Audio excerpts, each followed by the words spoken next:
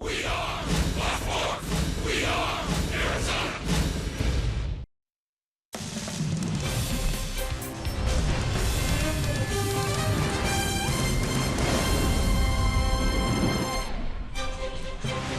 Back in Houston and back to business for the Diamondbacks, who look to make it 2 straight here and clinch another series win against the defending World Series champs. D-backs following their win last night, 3.5 back in the division and 3.5 back in the wild card. We are set to go D-backs and Astros on Fox Sports Arizona. Good afternoon from Minute Maid Park and welcome to the broadcast. Steve Berthiaume, Bob Brenly along the way. D-backs got back on the winning track here last night. Bob, we've been looking for that one moment, that one quirk, that one lucky break that might be the catalyst for a winning streak here. And I think we may have had it last night in the 8th inning again with John Jay at bat. Well, it certainly was quirky, and the Diamondbacks took advantage of their luck in the game last night. John Jay up at the plate with Nick Ahmed at second base. It looked fairly normal, little broken bat blooper down the right field line, but upon further examination, there's a piece of the broken bat as John Jay made contact. He actually hit it with the handle of the bat and then flipped it out to right field with the barrel of the bat, a double thud.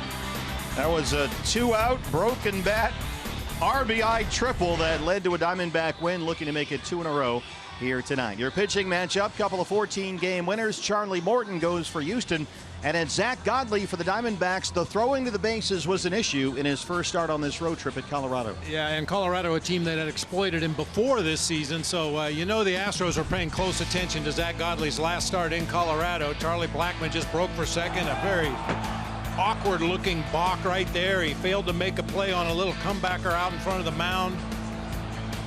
Just has he's got some issues picking up the ball, throwing to bases, pick-off attempts, and this Astros ball club, you know they do their homework. I got to believe we're going to see some hijinks. The second of a 3-game set, D-backs and Astros, next on Fox Sports Arizona.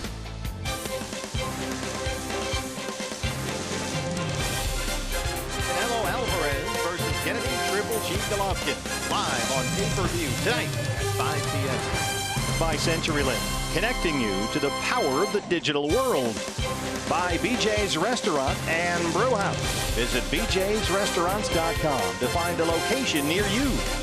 By the NASCAR Pan Am 500 at ISM Raceway, November 9th, 10th, and 11th. And by your Valley Honda dealers, where you'll get more standard features for less money.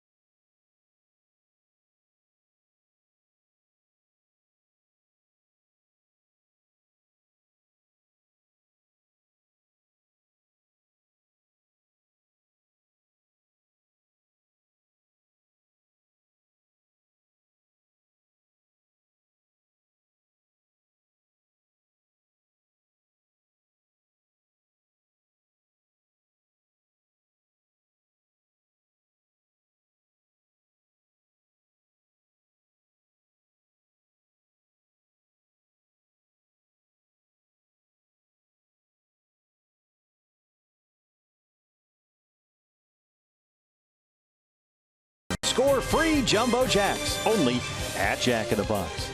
By Chaz Roberts, Air Conditioning and Plumbing. Choose Chaz. And by Gila River Hotels and Casinos. The Card by Gila River Casinos earns you rewards 10 times faster than ever before. Sign up for the Card today. Well, I hate to say it right now, the Dodgers are a playoff team. They beat up the Cardinals to grab that second wild card. We can't have that. We need another win here in Houston. Zach Godley going to go get it. D-backs and Astros next on Fox Sports Arizona.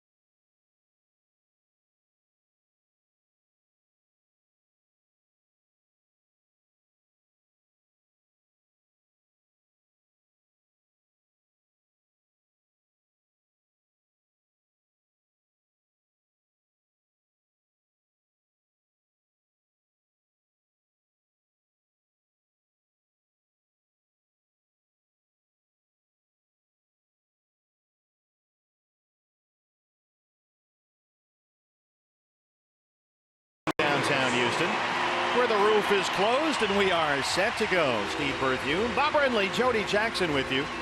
The D-backs who won 3 of 4 against the Astros this year after winning the series opener here last night and taking 2 of 3 at Chase Field back in May, looking to make it 2 in a row. And A.J. Pollock will lead it off. Here's your D-backs batting order, brought to you by your Valley Chevy dealer. Center fielder A.J. Pollock leading it off tonight. Eduardo Escobar will be at third base. David Peralta out in left field. Paul Goldschmidt at first base. Daniel Descalso is the designated hitter tonight.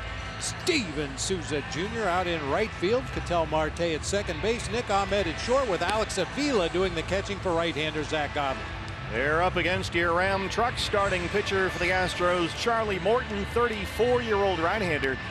An all-star this year for the first time in his 11 major league seasons. He's turned into a tremendous pitcher. 14 wins. He's only lost 3. And he's already matched his career-high win total and set a new career high for strikeouts. Fastball, sinker, curveball combination. He has a slider, has a changeup, rarely uses those 2 pitches. You'll see a lot of curveballs from both Charlie Morton and Zach Godley in the ball game tonight. And he throws a big-time fastball mid to upper 90s. E.D. Marshall Jewelers has a look around the diamond at the Houston defense tonight. George Springer slightly injured in a dive out in center field last night. Right back in the lineup here tonight. Marwin Gonzalez will be in left field with Josh Reddick over in right. Alex Bregman at third base. Carlos Correa at short. Jose Altuve at second base with Yuli Gurriel at first. Veteran Brian McCann behind the plate tonight for right-hander Charlie Morton. Carlos Torres is our plate umpire, calling the balls and strikes this afternoon. Mark Carlson at first base. The crew chief Paul Nart is our second base umpire. There he is. And Scott Berry's down at third. Diamondbacks only 14 games left in the season, 3.5 off the NL West Division lead, currently shared by Colorado and LA. AJ 266 and 17 home runs, backhanded by Bregman, and Morton 1 pitch, 1 out. The Rockies are a teeny tiny decimal point ahead of the Dodgers after LA beat the Cardinals earlier today 17-4. Yasiel Puig hit 3 home runs, so right now Colorado and LA share the NL West lead. Here's Eduardo Escobar, 267 batting average, a career high in 21 home runs. Astros will overload the right-hand side.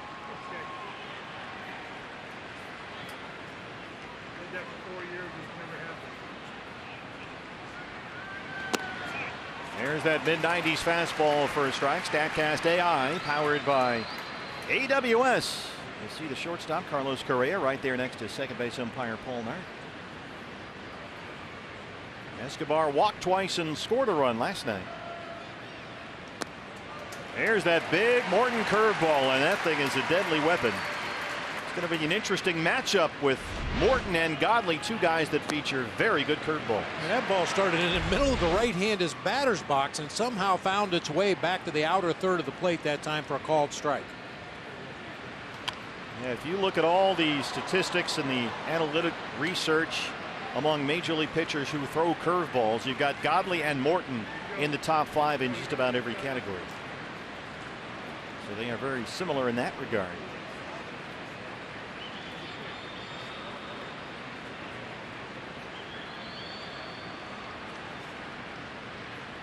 There's the curveball again, missed away. It's 1-2.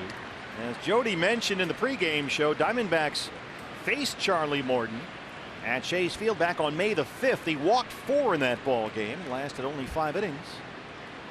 D-backs won at 4-3. David Peralta, who's on deck, homered off Charlie Morton in that ball game.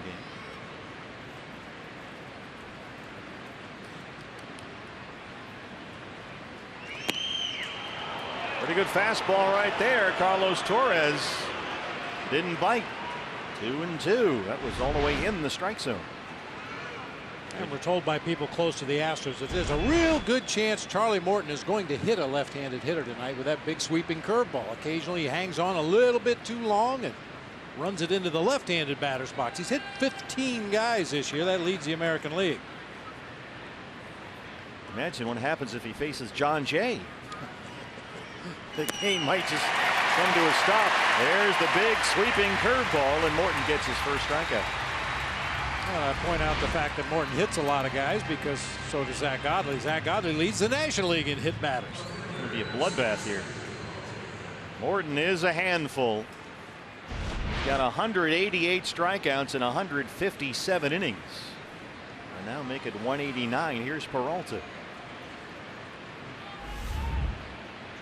David at 298, 27 home runs, now 80 RBIs. After that 2-run single in the first inning last night, opened up the scoring. Peralta coming off a 3-hit night last night.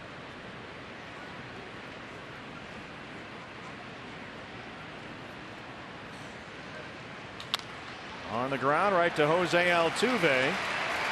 And Charlie Morton works the 1-2-3 first. We're in Houston. Zach Godley coming up.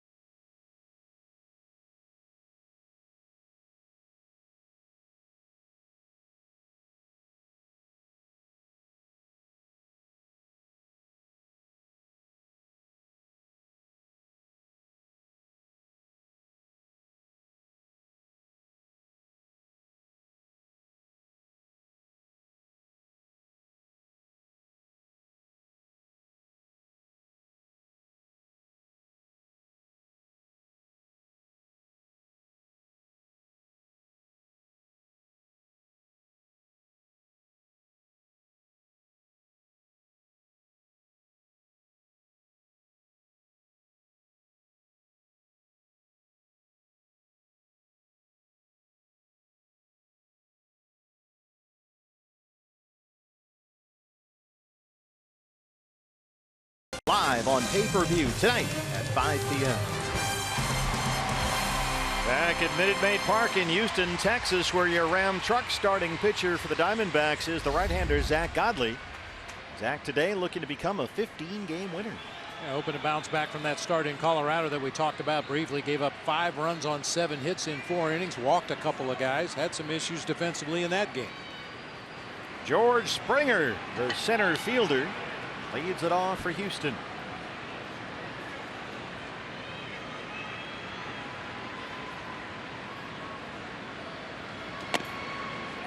And we pointed it out last night, and we might as well point it out again here in the first inning. Alex Avila would be going through multiple signs, whether there's a runner on base or not. Last night we said it's either caution or paranoia. Either way, they want to be very careful to make sure that there's no hijinks going on here in this ballpark. A lot of places to hide out there in center field. Godley behind 2-0 on Springer. There's Alex Avila behind the plate today. Springer with those 20 homers, he's got 6 leadoff home runs this year, so you need to be careful here. Here's a strike, 2-1. Springer singled and scored a run last night. He also struck out 3 times. Just gonna say that's some kind of record. 3 pitches, and Alex Avila hasn't been hit by a foul ball yet. Give it time. Won't need much.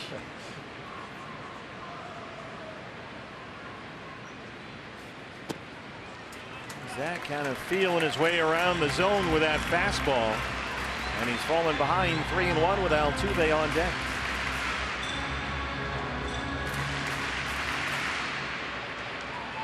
Godley working from that first base side of the rubber.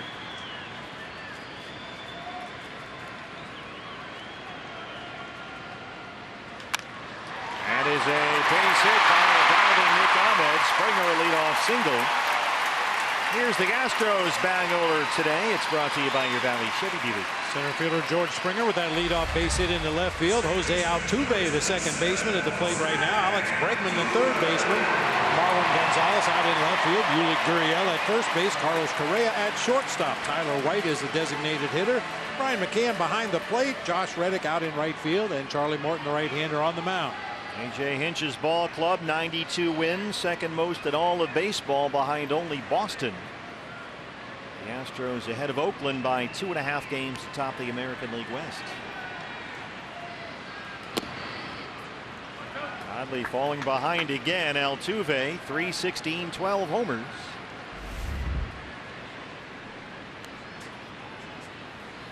Springer does not run a lot lately. He's had some injury issues. He's been battling a sore quad most recently. That's his left leg that's been giving him some trouble. Bounced his third. Escobar will settle for 1. They move Springer along, and Bregman is the hitter. E.D. Marshall Jewelers has a look around the Diamondback defense. David Peralta will be in left field. A.J. Pollock in center. Steven Souza Jr. over in right field. Eduardo Escobar down at third base. Nick Ahmed and Ketel Marte make up the double play combo up the middle tonight, with Paul Goldschmidt at first. Alex Avila behind the plate, and right-hander Zack Godley on the mound. Well, the D-bags, in a sense, dodged a bullet last night. Bregman walked against the Diamondbacks, then went 0 for 3. He's hitting .295 with 30 homers. 100 runs batted in. Springer down there at second, 1 out.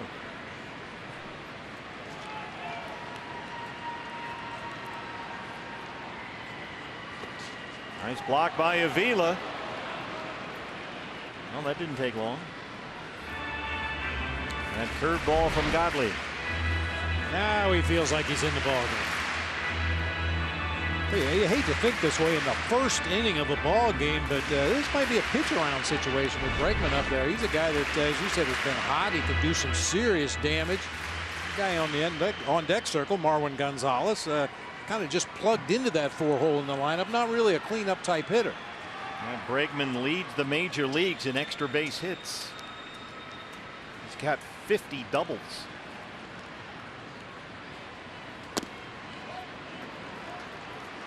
It's that cutter in there for a strike, 1-1.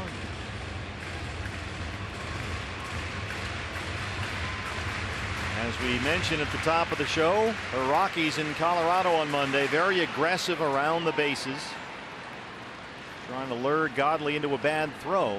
They also hit a couple of comebackers to the mound that gave Zach some issues. We'll keep an eye on that tonight. Do you think the fact that the Astros are an American League team might nullify that factor just a little bit? It's funny because I asked former D-back Jeff Blum, who's doing Astros television, about the Astros and would they be likely to take advantage of Zach's particular issue out there on the mound. And he said, no way. He says they don't bunt when they're supposed to. They don't bunt when they're not supposed to. They're not going to bunt tonight. Well, so we'll see if Blummer's right or not. Analytically inclined American League team, that would seem to make sense. Godley had 1 and 2. However, they do have some guys that are capable of stealing a base outright and certainly have enough speed to distract Zach out there on the mound, or as Torrey likes to say, create noise on the bases.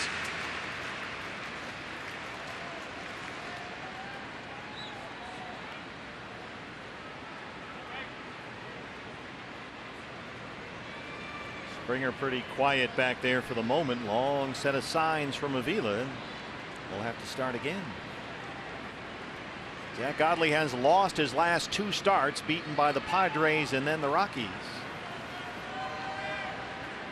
Here is Gonzalez. Marwin Gonzalez, the on-deck hitter. Gurriel dropped to 5th in the batting order tonight.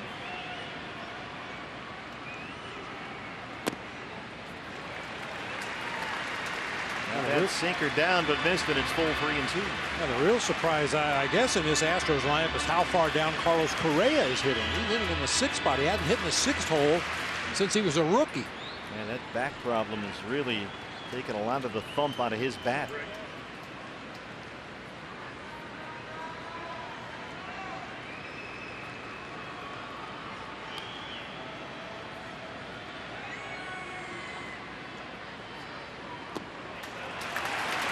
Tried the 3-2 curveball and missed. And it's 2 on and 1 out. Time bomb for your Valley Honda dealers. Key to the game. You remember in Butch Cassidy and the Sundance Kid when the Pinkertons were chasing him? Who are those guys? Well, that's what the Astros are saying. Who is that guy? Nobody on this Astros roster has ever faced Zach Godley before. Wow.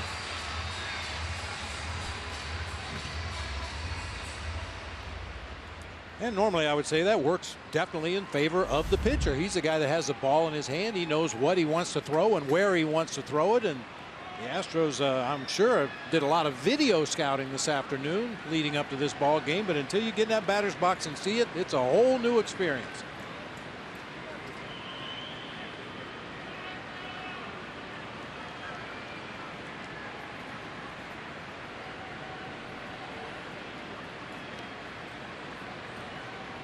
Gonzalez, the switch hitter, batting left-handed against the right-hander Godley. Starts him off with a curveball and steals strike 1. Gonzalez singled last night, 1 for 4. 15 homers, 10 of those coming as a left-hand batter. This is his power side. He's got Springer at second, Bregman at first, and 1 out.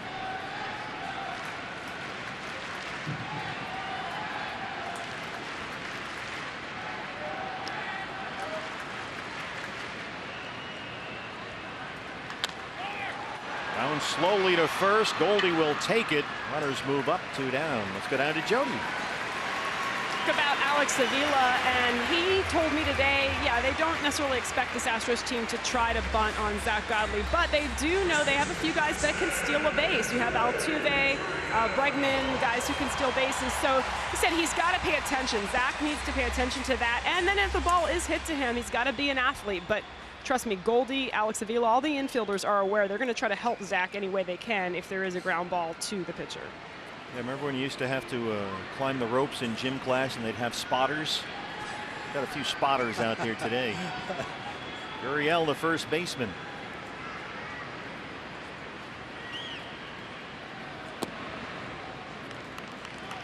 Yuli Gurriel, 277, 10 home runs. Had an RBI single in the first inning last night against Robbie Ray.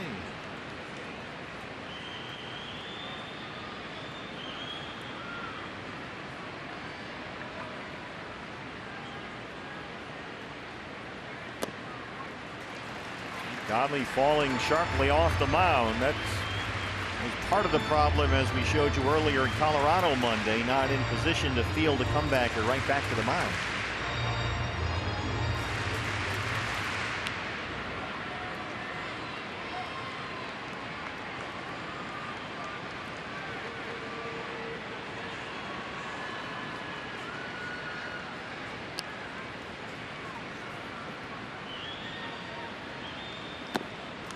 Really got to be careful with Gurriel in this situation. He's hitting .392 with runners in scoring position this year. That's the 4th best mark in the major leagues. So he really excels in these spots, and he's ahead 3-0. And once again, it is the first inning, and you hate to think this way because it's a very defensive way of thinking, but you do have a base open. You're behind a dangerous hitter, 3-0. You've got a slumping hitter on deck in Correa. Be very careful right here. That's ball 4. Now, Bob, our crew noticed something with Zack Godley during his warm-ups today. Watch how he lands in the bullpen. Squared to home plate. Try again to square up to home plate, and then in an exaggerated fashion take a little hop step to the right, just to try to overcompensate for the way he just falls off the mound toward the first base side. Watch him land again right here. And there's that double hop. Yeah. Mike Fetters and Mike Butcher out there working with him. Godley in a 2-out bases loaded jam against Carlos Correa.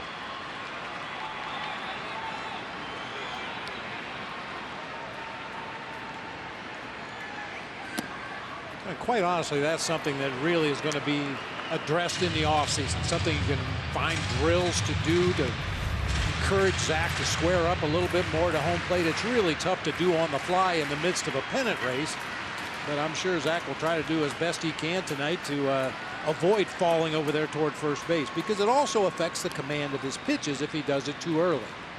Already at 20 in the first. Pretty good breaking ball right there. Didn't get the call. It's 1-1. So on the numbers on Correa, he's down this year. 239, 14 homers. He's had a lower back problem for much of the year. Singled and walked in the ball game last night. Bases full, 2 down.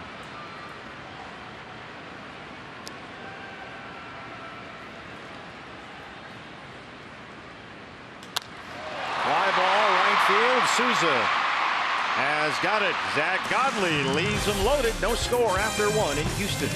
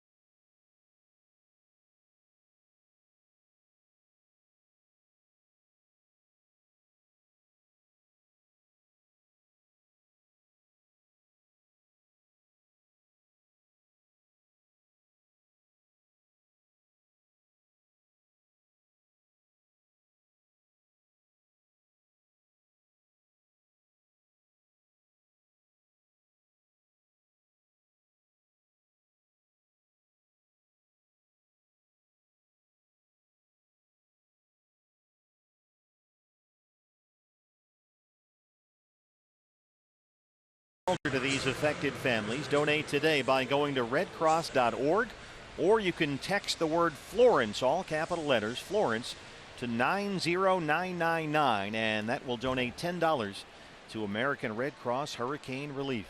Our own bench coach Jerry Narin from Goldsboro, North Carolina, right in the eye of the storm. And hopefully everybody in Jerry's hometown, he still lives there, is okay. Goldie in his hometown here in Houston leads off the second against Charlie Morton. Goldie 299, 33 home runs. He leads the National League with that 959 OPS.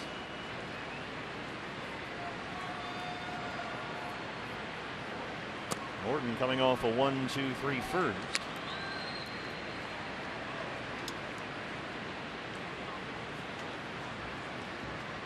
Goldie doubled twice and scored a run last night. Grew up in the Woodlands, Texas, just a little bit north of here, about 20 minutes away. Down 1-2. There's that split changeup that Morton likes to throw.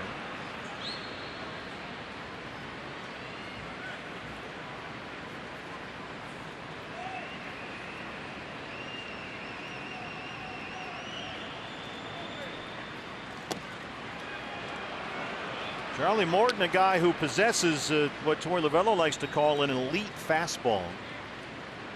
He'll change eye levels with it. He'll work up and down. Likes to elevate, trying to get guys to chase that high fastball just above the strike zone.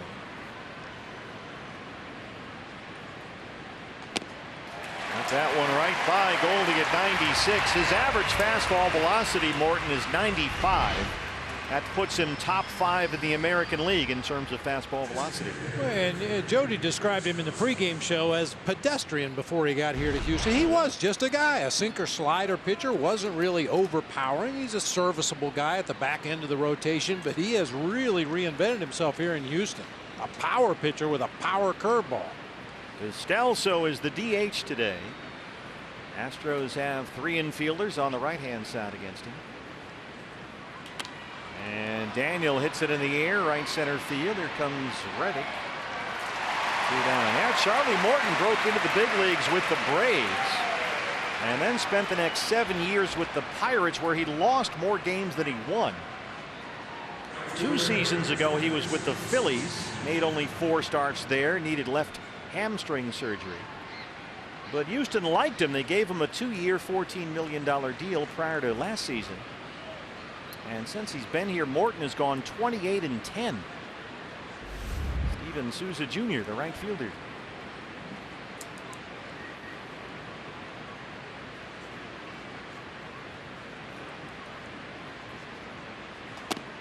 Morton, an all-star this year for the first time in his career. It took 11 seasons, but he made the all-star team for the first time ever this year at the age of 34.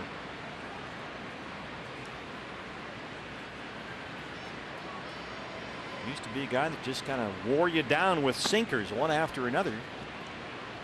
Now it's hard fastballs, heavy sink, and that big curveball. 11th in the American League in strikeouts. 1-1 on Souza. Steven 0 for 3 with a walk in the ball game last night.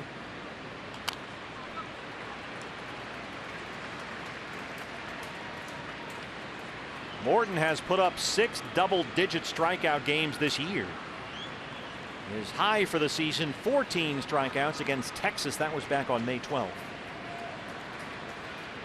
So it's almost, at this point, routine for him.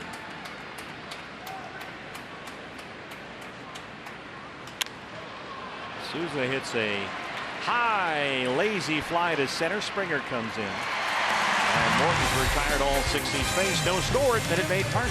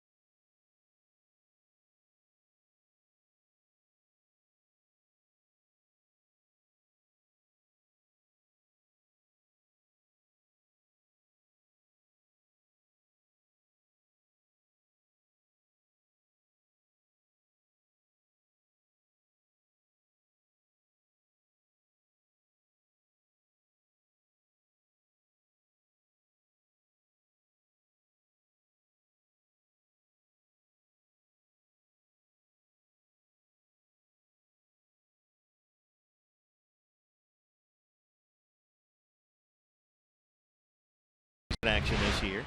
You can sign up online for your chance to get tickets at dbacks.com/postseason. 3.5 back in both the division and the wild card. No score. Bottom two. Tyler White, the Astros DH, leads it off against Zach Godley. He left the bases loaded in the bottom of the first. Tyler White doubled as the DH last night. 304 and 12 homers. He has really contributed here down the stretch for A.J. Hitch. I just asked our crew to get a shot of Evan Gattis. I wasn't so sure they were two different people, Tyler White and Evan Gattis, but indeed they are. They have the same beard, almost the exact same build and batting stance. It is remarkable. Evans let his beard get a little bit longer this year, so Tyler White, I'm sure, is trying to catch up as we speak. Yeah, that's the Charlton Heston 10 Commandments beard right there. Godley behind. That was a problem in the first. 2 balls and no strikes on Tyler White. Curveball misses up and is 3-0. Catcher Brian McCann on deck. Godley's already walked 2.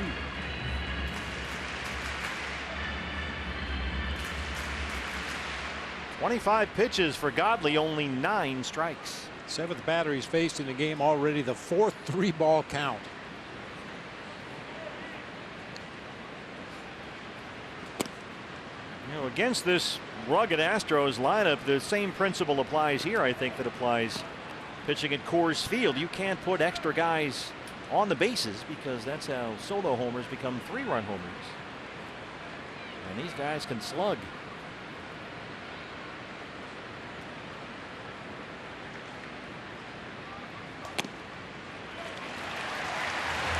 Well, he's walked 3 of the first 7 he's faced. And here's McCann.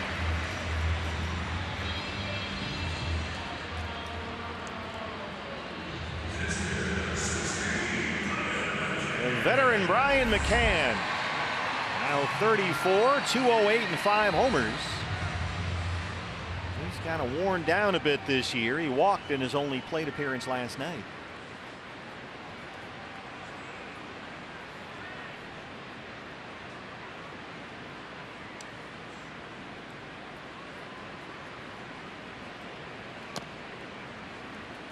D-backs have the shift on against McCann. Ahmed and Marte both over there with Goldie in the first base side. McCann's had a tough season that included arthroscopic surgery on his right knee. That was just before the All-Star break. Curveball is in there, 1-1. He missed 50 games after that surgery. He was out for all of July and August. And just came back from the DL earlier this month.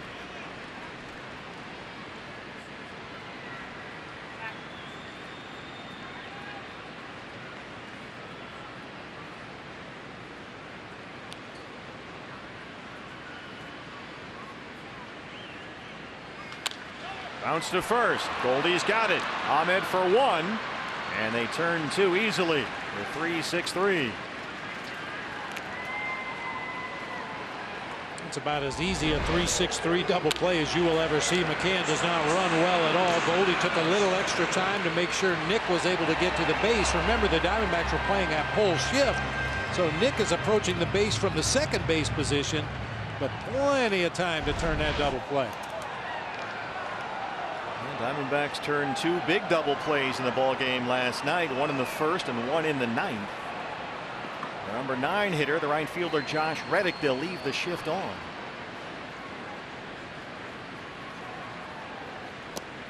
And Godley throws strike 1. Reddick 237 and 13 homers. He has really slumped in the second half of the year. 0 for 3 with a walk last night.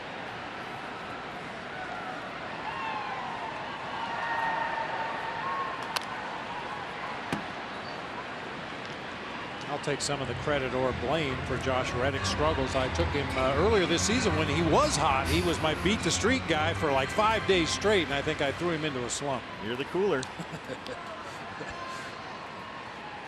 Who's your guy? You were talking up a guy yesterday. Who was it? This year's Trey Turner. Wow, Ronald Acuna Jr. That's has it, been, yeah, he's been money. The great Atlanta Braves outfielder.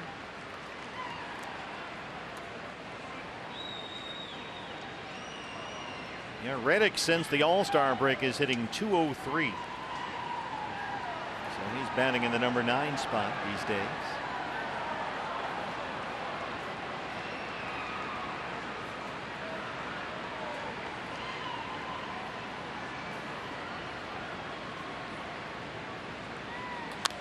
This one is hit deep to right field. Souza won't get it. It's gone. The 10th of the year for Reddick, and it's 1-0 Astros.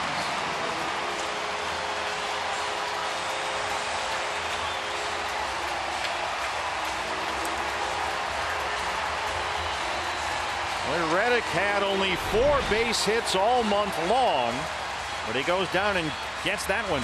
That's a danger of that curveball to a left-handed hitter. If it ends up in that down and in location, they can just drop the bat head on the ball. That just looked like a pop-up to right field. That's scraped the back of the fence as it sneaks out of here right down that right field line. He'd had just 1 home run in his previous 35 games, but Reddick makes it 1-0 Houston.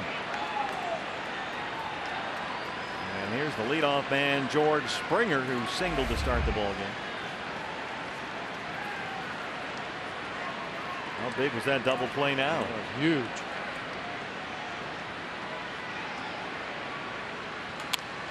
That's tap foul behind Gary Pettis coaching at third.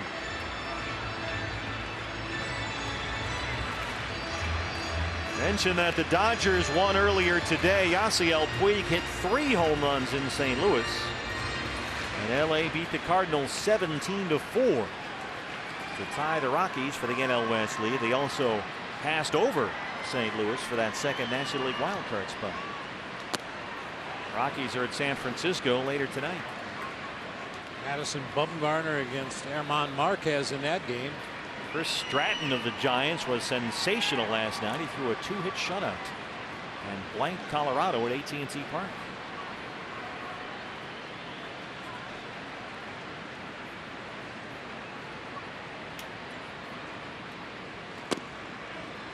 Oh man, really tight strike zone so far from Carlos Torres. That's a good pitch. That's all over that inside corner. Yep. But he wasn't calling anything low or up either. That was right there.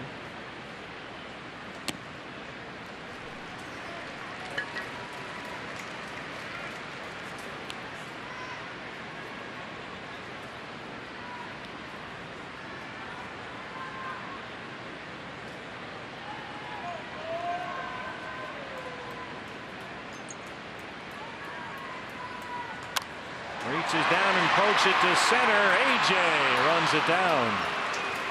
Josh Reddick, a solo shot, makes it 1-0 Houston.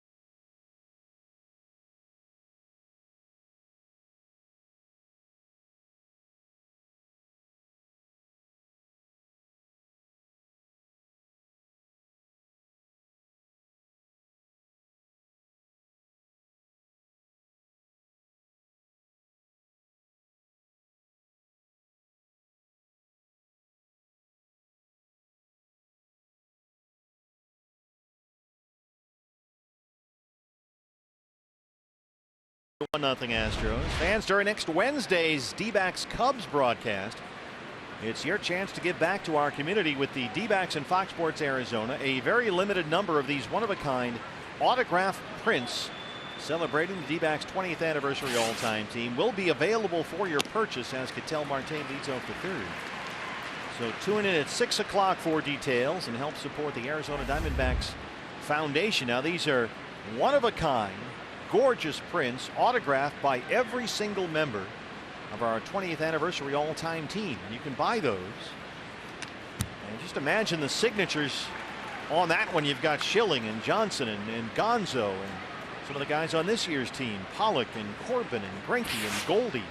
It's a gorgeous print, including our very own Bob Brenly. Yeah, now unfortunately, I'm the one on the far left standing next to Randy. Either Randy's 9 feet tall or I'm 4'11". I think it's a little bit of both. But I know you spent a long time signing those as Morton strikes out Marte, his third strikeout. That's that deflector shield breaking ball. Technically, it gets back to the corner, but barely. The pitch is never in the strike zone until the very end of its trip into that catcher's mitt. He's retired all 7 he's faced. Here's the shortstop, Nick Ahmed. Nick, 247 and 16 homers. Boy, his bat has really been productive on this road trip. 2 more hits in the ball game last night.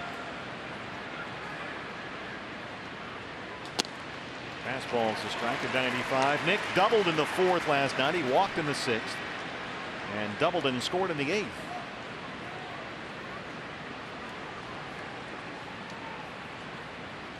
That's after he had a couple of hits in the game Thursday afternoon in Colorado, including an RBI double. The curveball's here. Morton throwing that mid-90s fastball, and he's ahead 0-2.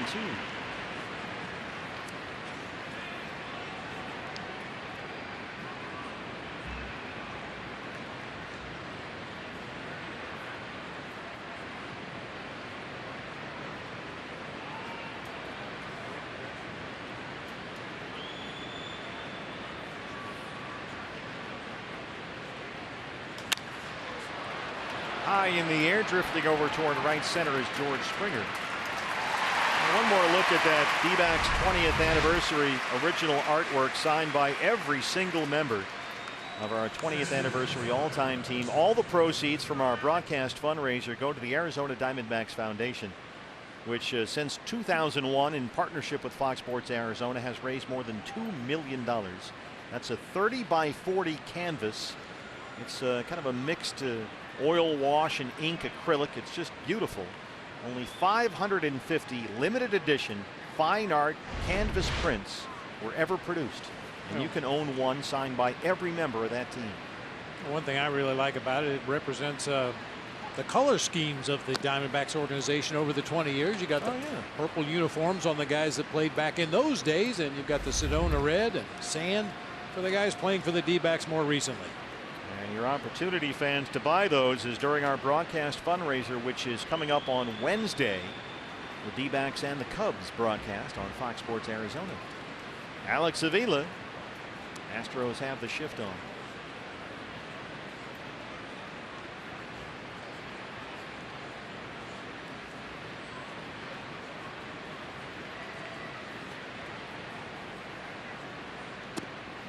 There's the curveball. That's another strike with it, 1-1.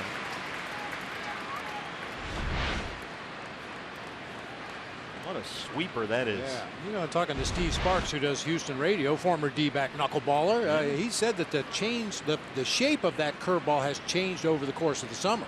Really? Early on, it was almost a straight down or a 12-6 curveball, but as you can see today, a lot more slurvy action to it, right to left. Is that something that happens a lot with guys? I'm not sure if it's by design, if he wants to get more lateral break on that curveball, or maybe just the wear and tear of a long season and he can't get his arm and his hand in the same position he was earlier this year, but still a very effective pitch.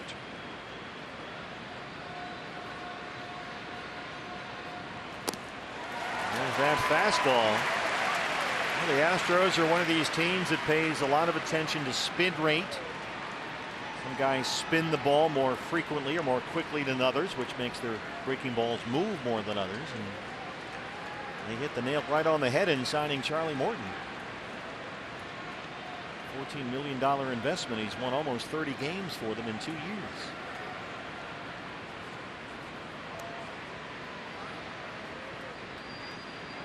Avila homered Wednesday against the Rockies at Coors Field. His 7th of the year.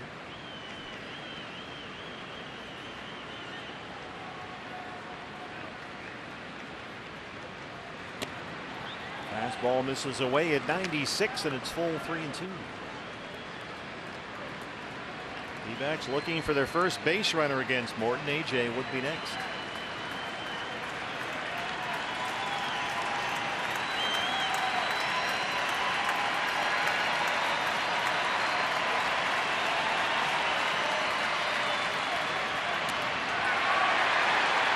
Yes, he wins, says Scott Barry.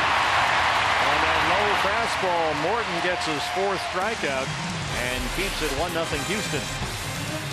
Oh.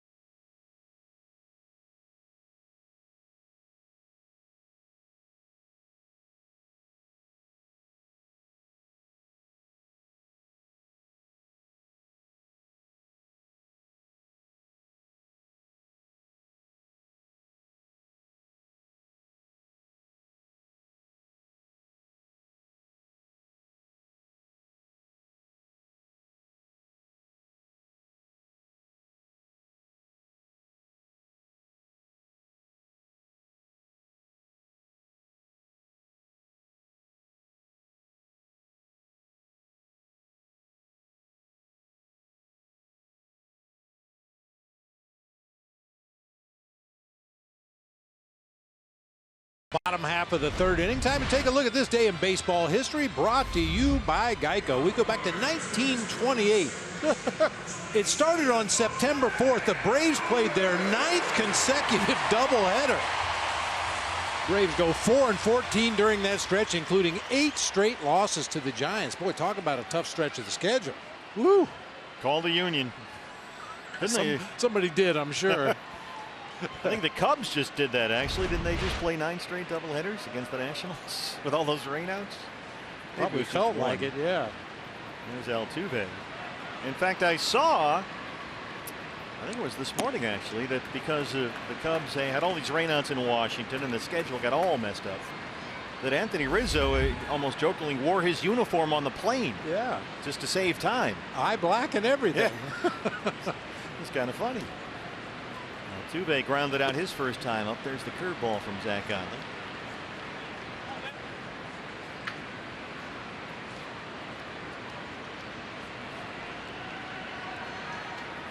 Jose Altuve, the reigning American League MVP. Not a bad career for a guy who is only 28. He's won a World Series. He's won a Gold Glove, 4 Silver Sluggers, and 3 batting titles. He's been to 6 All-Star games.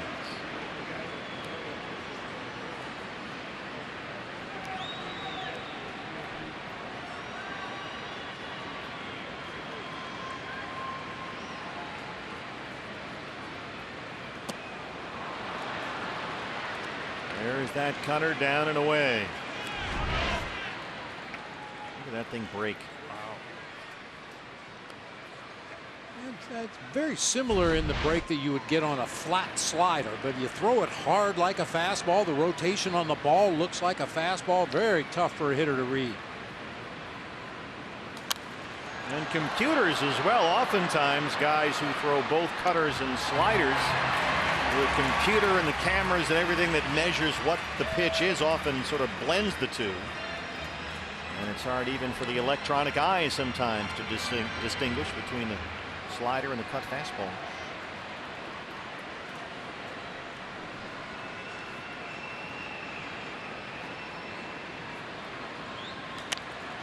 This is popped straight up in the air. Avila near the screen. It hit something up there. Hit the roof, I believe. Yep. That was way up there, and it hit one of those support girders. Too high even for the cameras. It's not a high roof at Minute Maid Park. It's not by any means a sort of an airplane hangar feel to it. It's a little low. The whole thing just kind of slides across. There's downtown Houston in the background. There's all kinds of wires and stuff up there too.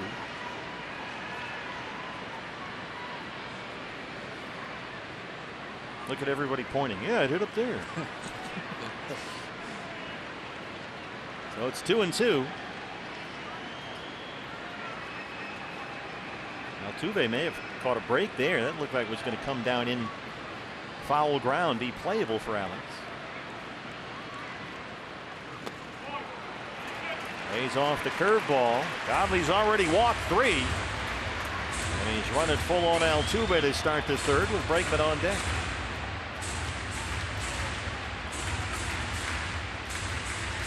"46 pitches for Zach, and so far more balls than strikes."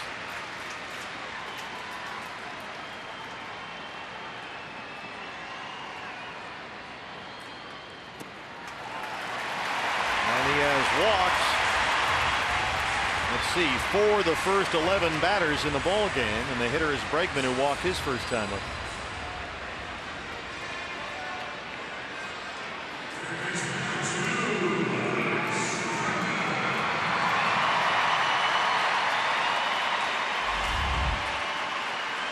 Bregman has now reached base safely after his walk in the first inning in 41 consecutive games. That's the longest active streak in baseball. But so far is still hitless in the series.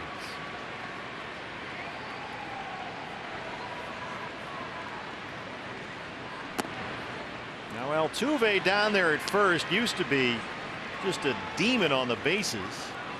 6 straight years of at least 30 steals. He stole 56 bases in 2014, but has not run nearly as much this year. 15 for 18 in his stolen base attempts. He's had a right knee problem for much of the second half of the year. Godley really falling off the side of the mound that time, and it's 2-0.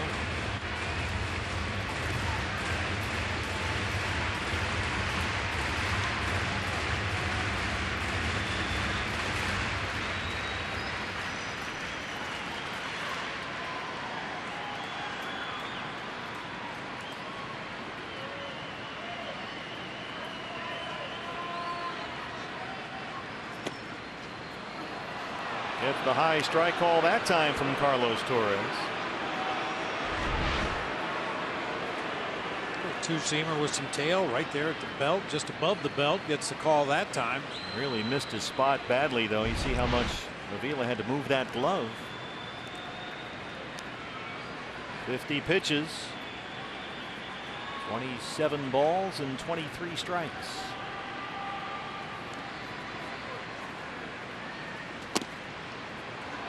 Got the call down on the corner. Bregman's got a beef in this at bat. And the one at the top of the zone I thought was good enough. Quite a little bit of the top of the zone. That one well off the plate that time.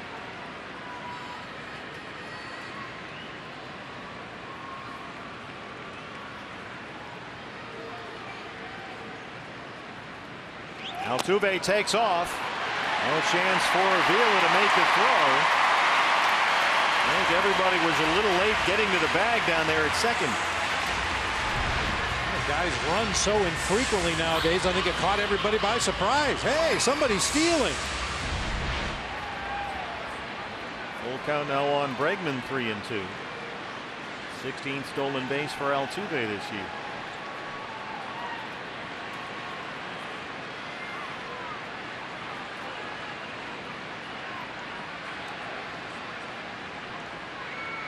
Zach really struggling with his control today.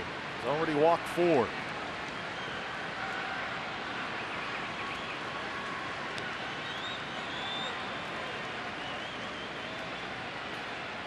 Make it 5. Misses badly there.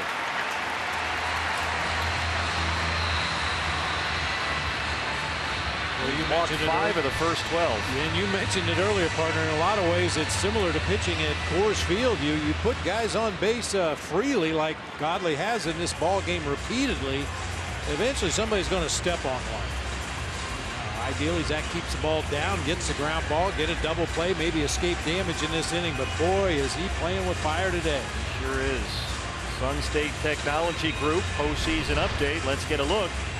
Mentioned that the Dodgers beat the Cardinals earlier today 17-4, a 3-home run game for Yasiel Puig. So LA and Colorado for the moment tied for the NL West lead. The Rockies play at San Francisco later tonight. Madison Bumgarner for the Giants against German Marquez for Colorado. And the D-backs also 3.5 back in the wild card race. St. Louis, with that loss to LA today, drops out of that second National League wild card spot, which now goes to the Dodgers. So Godley down 1-0, first and second, no outs, and here's the cleanup man, Marwin Gonzalez. Gonzalez grounded to first, his first time up.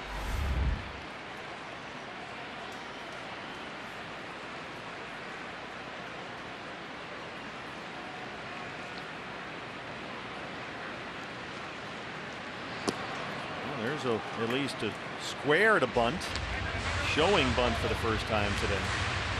I would think with 2 guys on like this, even if you are an American League team that never bunts, with Godley out there and 2 base runners, if you are going to bunt, now would be the time, even if you've got your cleanup hitter up there. As we mentioned earlier, Marwin Gonzalez is not a prototypical cleanup hitter. He's just kind of plugged in there for the time being because a couple of the other Astros are slumping that would normally hit in the 4 spot. So he finds himself there to break up some of these right-handed hitters.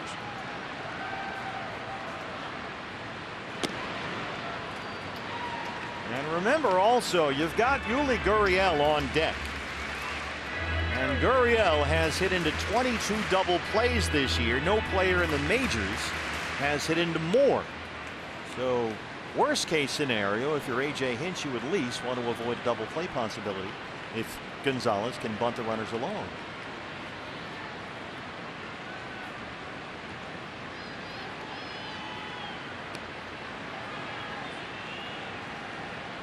Where's the bunt one more time? Gets it down. Here's Godley. Perfect throw. It's a successful bunt for Gonzalez, but let's give Godley a check in the win column there. That was right on the money. And Gonzalez just bunts it right back to the mound. Zach took a little bit of extra time, a crow hop to get his momentum going toward his target, and makes a perfect throw that time. That's exactly what you're hoping for, so maybe that's a big hurdle, and we just saw Zach Godley clear it. So they do move the runners along, and here is Gurriel, who walked his first time up.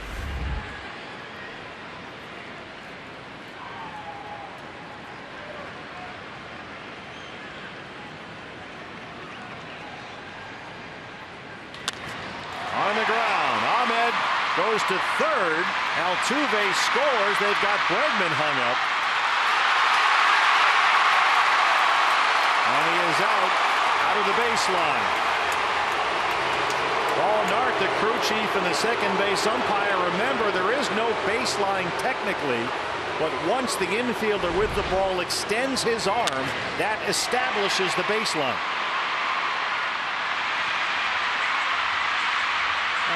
Really well executed by Eduardo Escobar. Get him running. Go at him as hard as you can. Force Bregman to turn and run away from you and then deliver the ball to the second baseman. And you clearly see Bregman going way wide to avoid the tag that time. No argument from the Astros. Altuve scores their second run.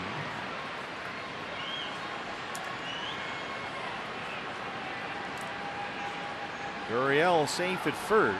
2 outs now. And here's Carlos Correa.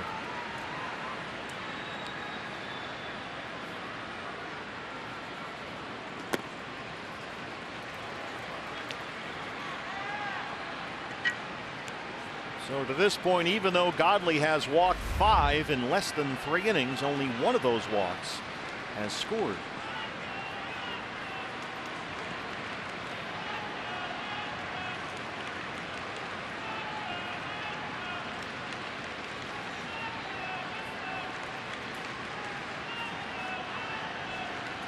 Correa flying out to right his first time up.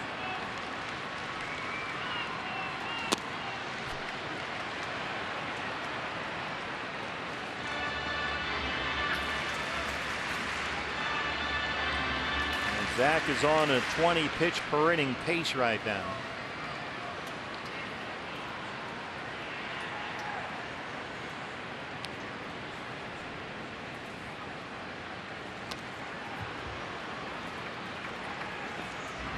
Diamondbacks did add a bullpen arm into the mix today. Played Buchholz with that flexor strain, went on the 60-day DL, and Randall Delgado was selected from the AAA Reno roster. Good news on Clay. He will not require surgery. He'll have that plasma injection. Gurriel takes off. Correa lines it to right. It's a base hit. Gurriel heads for third. The throw from Souza is a beauty, but just a little bit late. What a throw. Souza made that awfully close. A nice effort by Steven Souza Jr. Not only did he make it close, but he made the throw low enough so that Correa, the hitter, could not advance onto second base. If you make a throw that at least the cutoff man can get to, runner at first base has to keep a close eye on that throw. Once it got by the cutoff man, no chance for Correa to move up into scoring position. Strong, accurate throw that time. Yeah, Souza's got a big time arm. Diamondbacks are taking a look at that. They will not challenge. And Tyler White, the DH, steps up. Runners on the corners, 2 outs, a run is in. White walked his first time up. I think it was clear that Gurriel got into the base safely, but as he popped up out of his slide, there was some question as to whether one foot came off before the other one got on. But Alan Campbell took a look and decided it wasn't worth the challenge.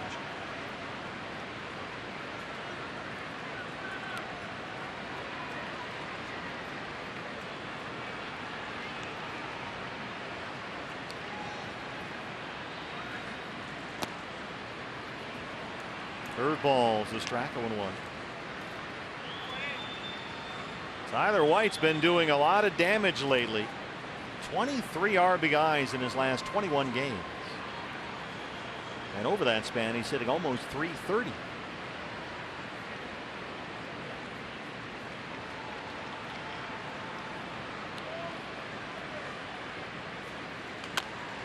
Little tapper foul, and Godley's ahead 0-2. It has been a labor since the get-go for Zach here tonight.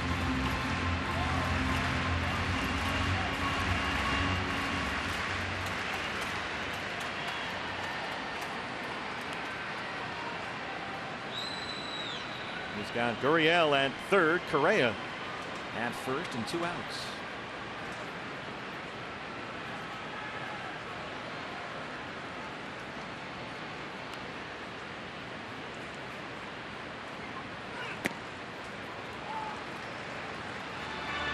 Not just that he falls off to the side of the mound, it's that he literally falls over. I mean, his knees are on the ground.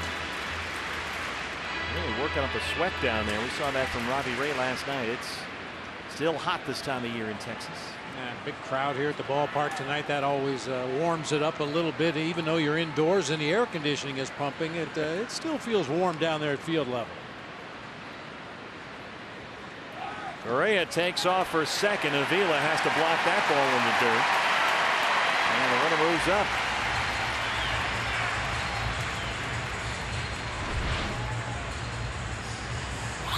Spike knuckle curve. Avila does a nice job of blocking it, but with the runner in motion as the pitch was delivered, no chance. Second and third, 2 outs now.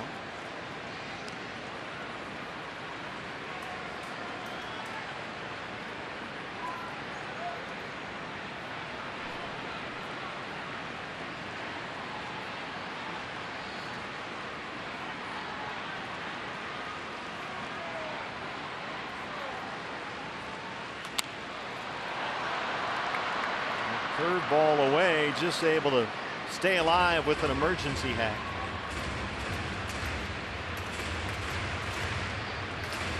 Ryan McCann. Well, you line up White and McCann and Gaddis all in a row.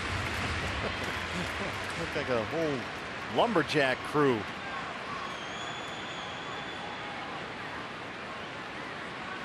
Ariel's at third, Correa's at second.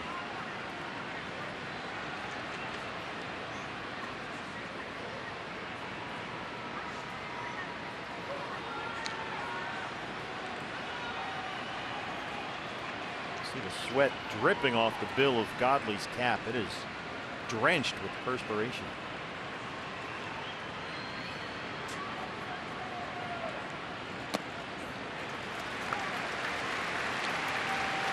Wouldn't bite on that low sinker, and it's full. He's already walked 5.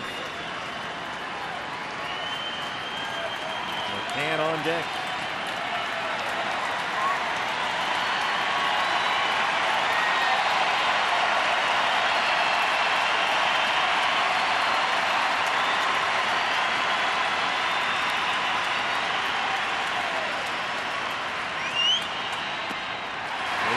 And they're loaded. 6 walks in less than 3 innings for Zach Godley here tonight. He's walked 3 here in the third.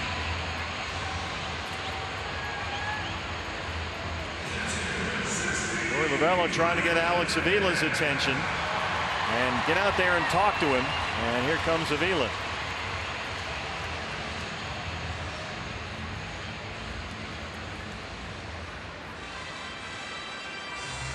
Bases loaded jam for Godley. And we'll remind you that starting in week 4, Fox will be the new network home of Thursday night football. And the schedule on Fox this year is loaded with can't miss matchups. Thursday night football comes to Fox beginning in week 4. Now it's a game. It's game on here in Houston. Zach Godley already down 2-0. He's walked 3 in the inning and 6 in the ball game. Faces Brian McCann. Bases loaded, 2 outs. It was McCann who hit into that 3-6-3 double play back in the second.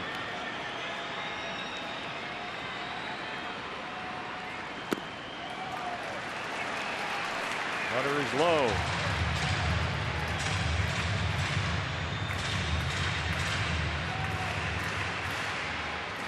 There is no one warming up in the Diamondback bullpen.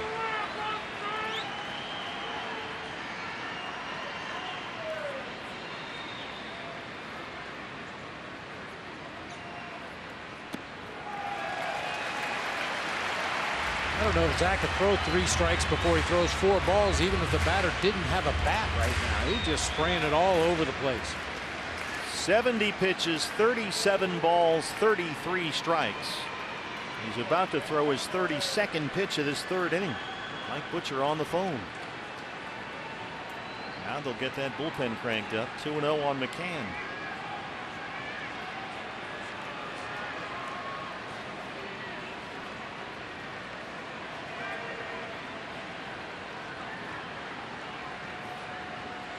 If Zach can just make a pitch, he can get out of this mess and keep it 2-0. He's right on the edge of getting out of this.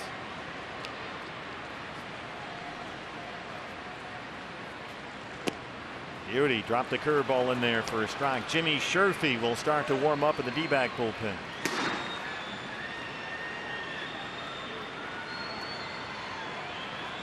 This is one of those moments that Troy Lovullo looks for, expecting his starting pitcher to get out of trouble. You're always one pitch or one out away.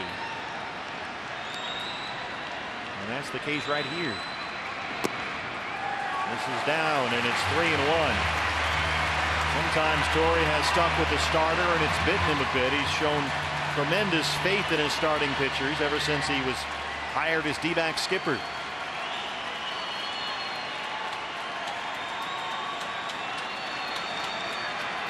Three balls and one strike to Brian McCann.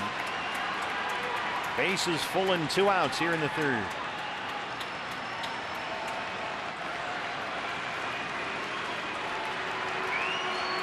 I'm not sure there's one pitch that Zach has thrown he can, or shown he can throw for a strike more than the others.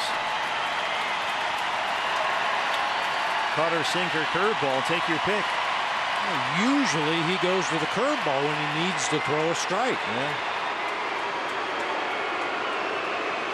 Long set of signs that Avila needs to run through, and McCann will reset.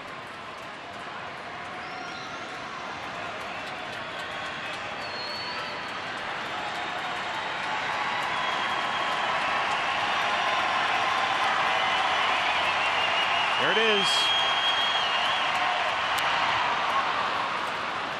Into that sinker. Now it's full. And a good spot for it. Right out there on the outside corner with a little bit of tailing action. McCann just got a piece of it that time to run the count full. Runners will be on the move. His second consecutive full count, his fourth 3-2 count in this inning. Big pitch in this ball game right now.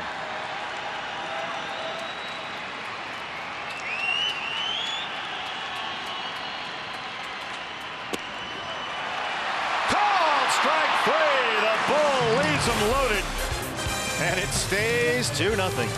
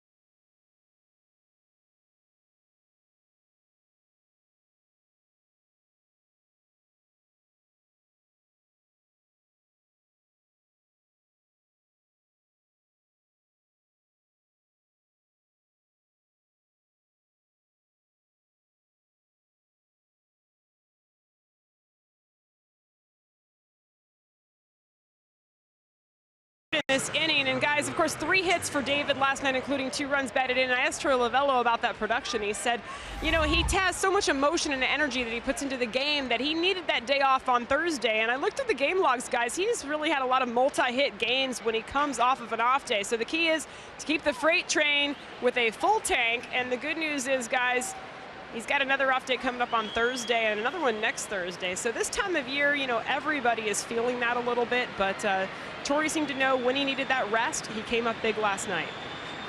Sure did, Jody. Had that 2-run single in the first, followed by 2 more hits in the ball game.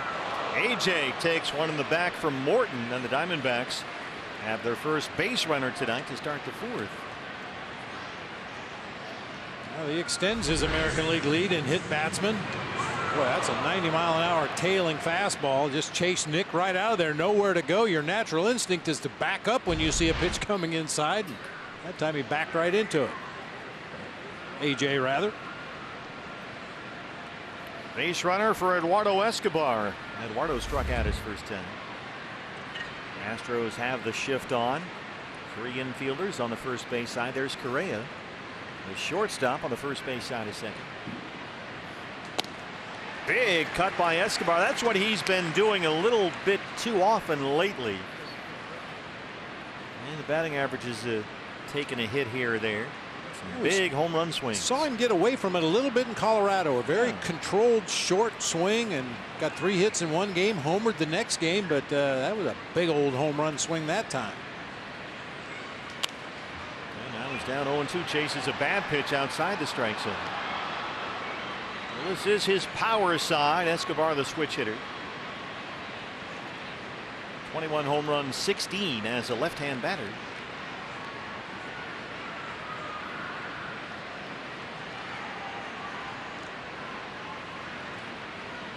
D-backs still looking for the first base hit. They've got their first base runner. Left-hand side wide open, but that one's fouled off behind Dave McKay at first. Eduardo now 42 games with the Diamondbacks since he was acquired from Minnesota. And as a D-back, he's hit .248, 6 home runs.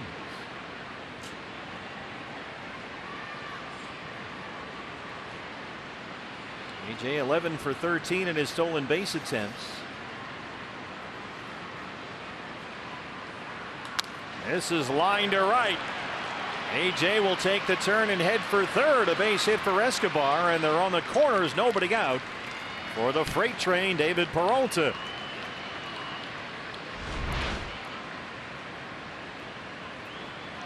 Pitch down in that happy zone. Talk about it all the time. For whatever reason, lefties seem to really handle that ball down and in better than any other pitch. Escobar just dropped the head there, drove that ball out to Reddick and right. Diamondbacks have it cooking here. Right guys coming to the plate. Yeah, Peralta homered off Charlie Morton when the Diamondbacks faced Morton at Chase Field back in the first week of May. David grounded out his first time up tonight.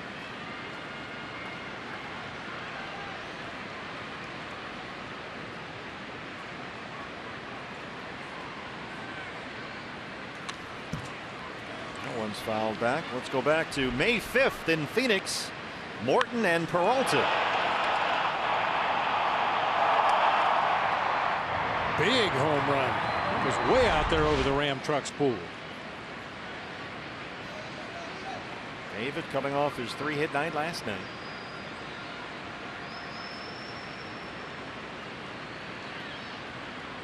He's hit very well in this ballpark. 7 games. He's got 11 hits.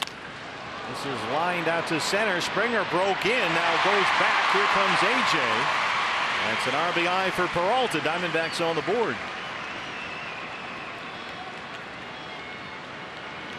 Well struck humpback line drive to straightaway center field that time. He would hit that ball hard, unfortunately, right at Springer in center field, but Pollock able to tag and come home with the D-backs first run. Chance for Goldie, who struck out his first time up.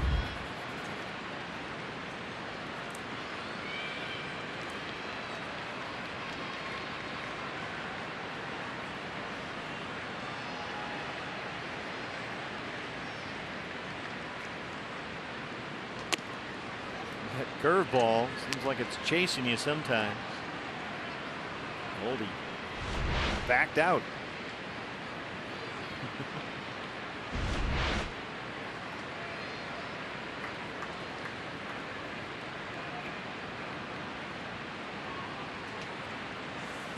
Goldie doubled twice last night here. It was 98 games ago that Paul was hitting 198 for the year. That was May 22nd. And since then he's hit 345. So his batting average for the year has come up 101 points. 2-0 curveballs in there for a strike.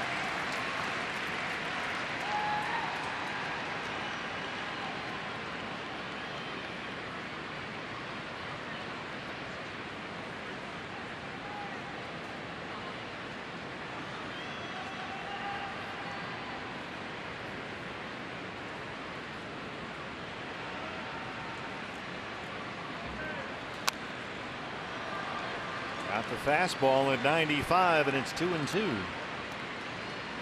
Descalso, the DH tonight, on deck.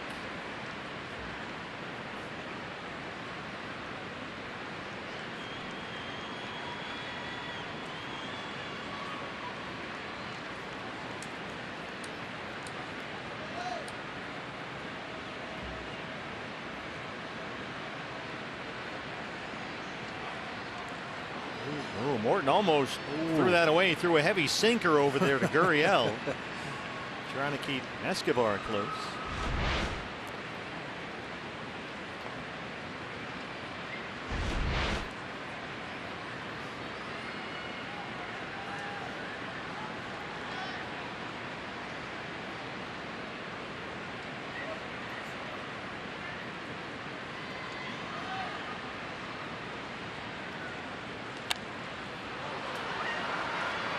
Don't forget, fans.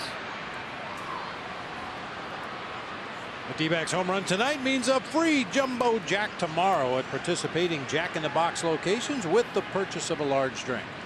Still have through tonight to bid on the D-backs players and coaches favorite things baskets. We showed you those on the last homestand. Players and coaches working with their wives to create those gift baskets. Auctioned off for the D-backs Foundation. Goldie looks at a fastball off the plate that Carlos Torres says is strike 3. Torres had a tight zone earlier in the ball game. Now, not so much.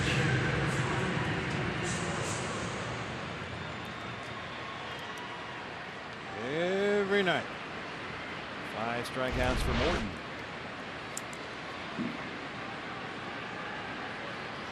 That favorite things basket auction taking place online right now. Check them out. dbacks.com/favorite things.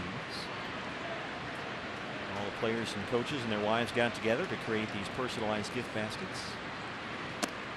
And that is still going through tonight. Daniel flying out his first time up.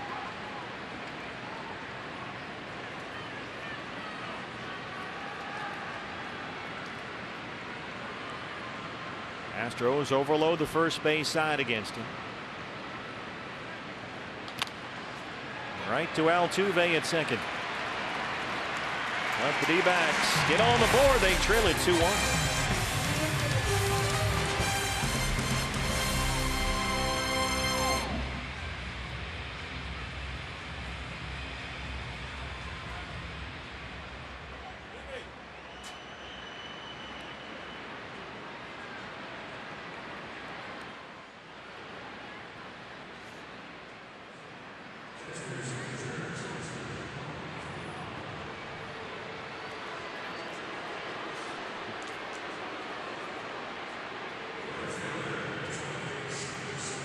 We're still going here in the top of the fourth. A delayed catcher's interference call by the plate umpire Carlos Torres puts Descalso on at first. You've got Escobar up there at second, and Souza bats still in the top of the fourth. 2 on, 2 outs, and a run is in. Nobody seemed to notice Carlos Torres. Everybody was walking off the field when he called that one. This is right to Bregman at third, and they get the force on Descalso at second. And now we go to the bottom of the fourth. Diamondbacks trail the Astros 2-1.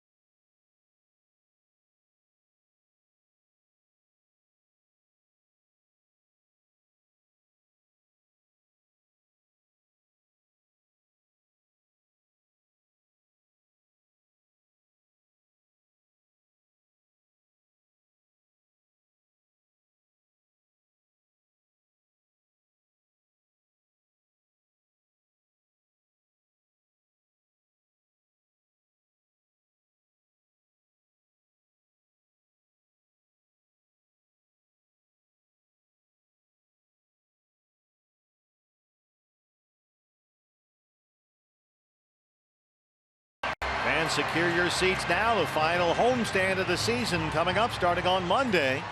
The Cubs, the Rockies, and the Dodgers all come to Chase Field. Get your tickets at dbacks.com. Shift is on against Reddick. His home run in the second, his 10th of the year. Made it 1-0 Astros at that point.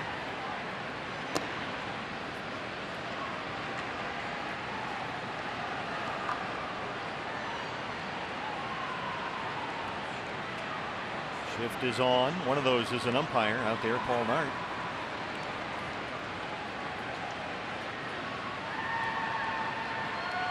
It was an odd home run that Josh Reddick hit. After a double play, Godley got 2 outs in the second, then this. That was only 91 miles per hour off the bat, but hit it in the best part of the ballpark for a left-handed hitter right near that 326 mark. Just snuck it over the yellow stripe.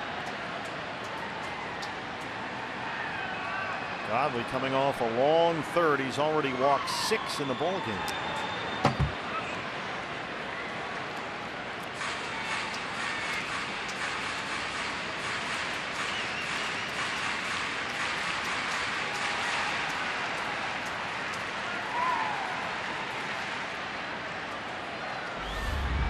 "77 pitches and still more balls than strikes." Ketel Marte goes upstairs to get that one. 1 down. That positioned perfectly. That ball hit right to Marte. A little half step to his right and then a jump to make the catch, taking a base hit away from Josh Reddick. 1 down for Springer, who has singled and flied out.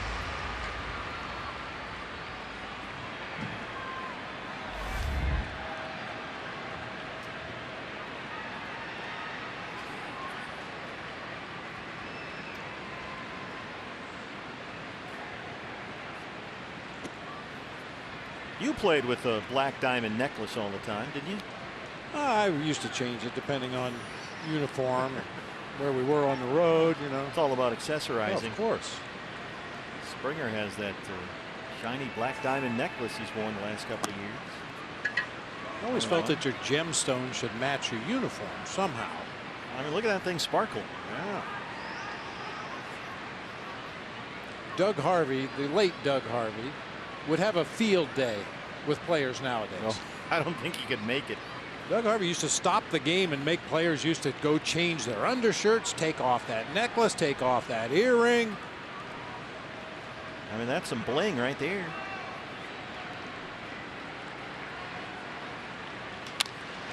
High ball to right. Souza got a late break, and he's going to have to play it on a hop. Steven did not get a good read. He broke back a step or two, and by the time he came in, it was too late.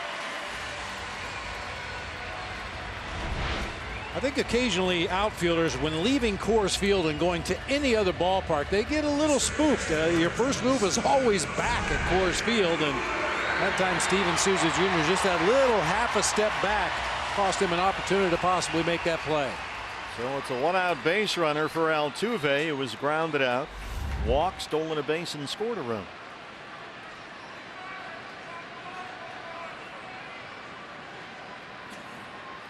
Astros now with 4 hits. They've left 6. Godley has walked 6. Miraculously, only one of those 6 walks is scored. That was Altuve to start the 3rd. Spikes a sinker about halfway to home plate. Avila somehow comes up with that one.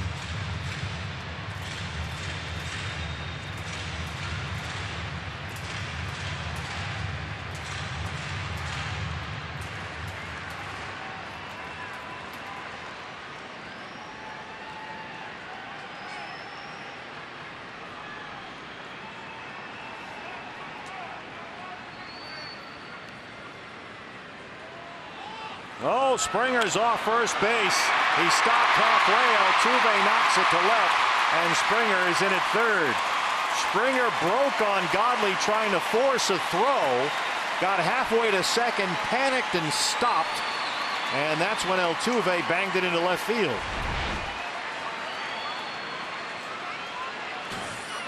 Yeah, normally you see a jump like that as a hitter, you take the pitch to allow him to get himself into scoring position, but Altuve just tomahawked that ball out into left field, putting Astros at first and third. So that's the first time we've seen Houston try and force Godley into a throw. Now Gonzalez did have the sacrifice bunt attempt when they had first and second back in the third, and Godley picked it up, fired a perfect strike to Goldie. But that's the first time we've seen them try and rattle Zach into making a mistake. Here's Bregman.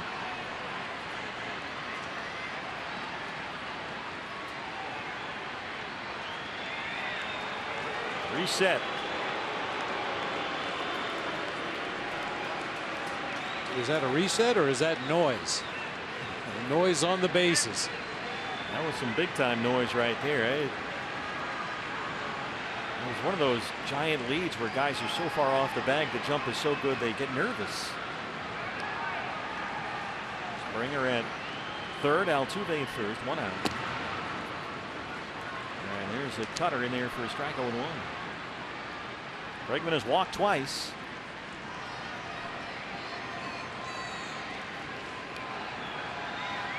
Dangerous hitter up there. He leads the major leagues with 50 doubles. Leads the majors in extra base hits. He's already got 100 RBIs this year. Third base, backhanded by Escobar. And he makes a tremendous play just to get it out and save a run. As Altuve moves into second, 2 outs.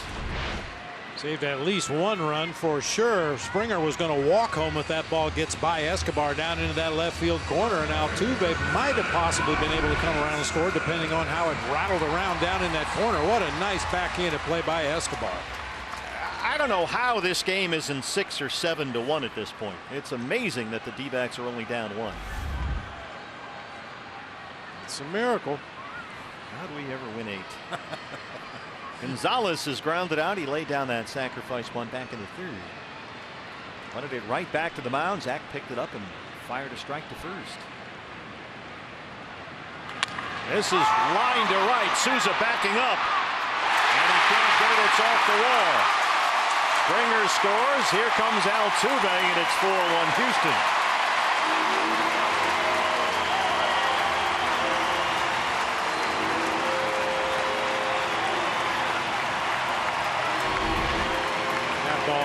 Waffled right there. 87 miles an hour inside corner just above the knees. Gonzalez with a line drive out there to right field, chasing Souza back to the warning track. Can't quite make the adjustment. Astros tack on a couple of more right there.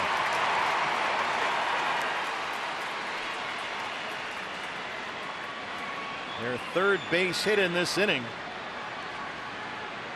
Yuli Gurriel.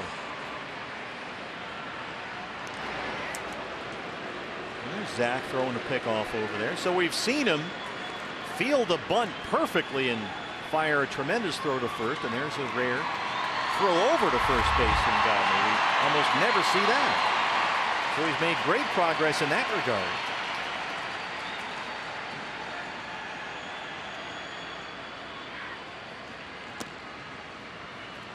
This was the breaking ball. Jimmy Sherfield get loose again at the Diamondback bullpen.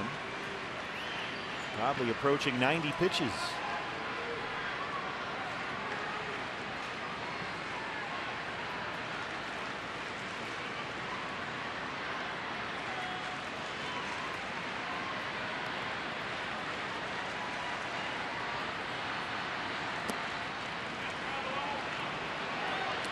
Curveballs at the knees for a strike.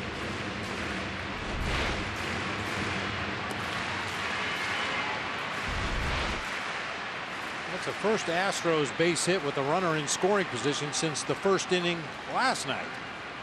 Yuli Gurriel got a base hit to drive home a run in the first. They've had plenty of opportunities. Now they've already stranded 6 base runners in the game through the first 3 innings.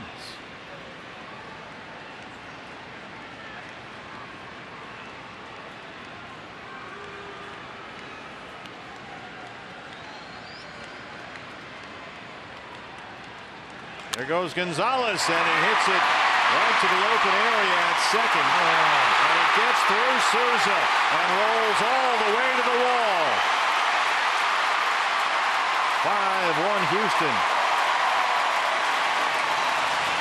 Gonzalez was off with the pitch. And that's where things fell apart.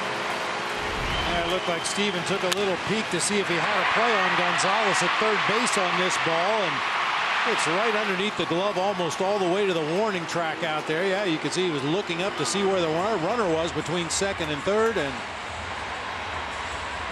oh man. Here comes Torre Lavello. It was a rough night from the very beginning for Zach Godley, who walked 6 through the first 3, and he won't survive the 4th.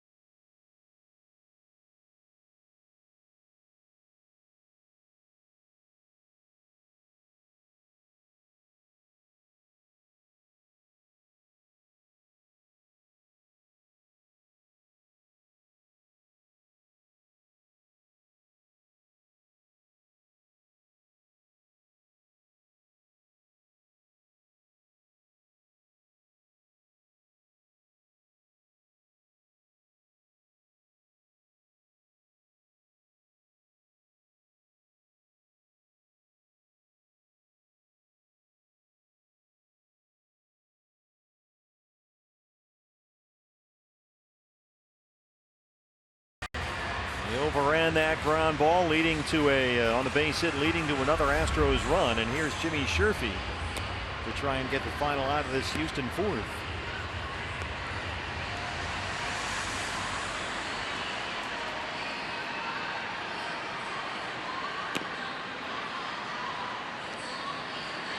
Carlos Correa will be the hitter for the Astros, with Yuli Gurriel at third. After his base hit in the E9, no RBI on that play. Correa has flat out in single.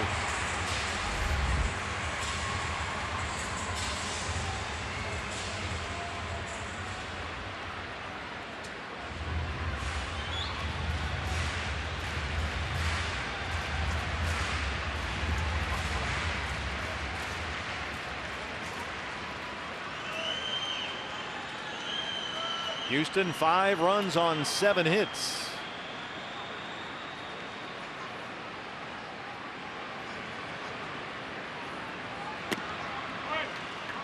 Sherfy misses up with a slider, 1-0. Jimmy has a sort of combo slider curveball breaking pitch he likes to throw. Sometimes it looked like one, sometimes it looks like the other.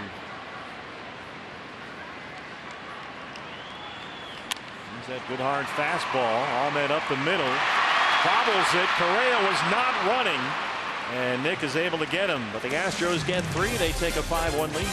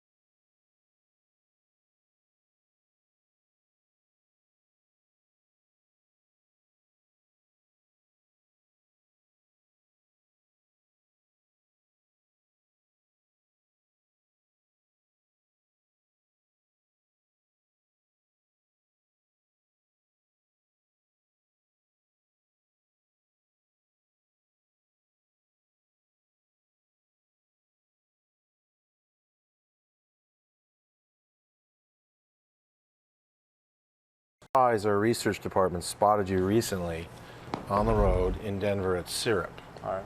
So do you indulge in breakfast? I love breakfast. Tell me about your best breakfast.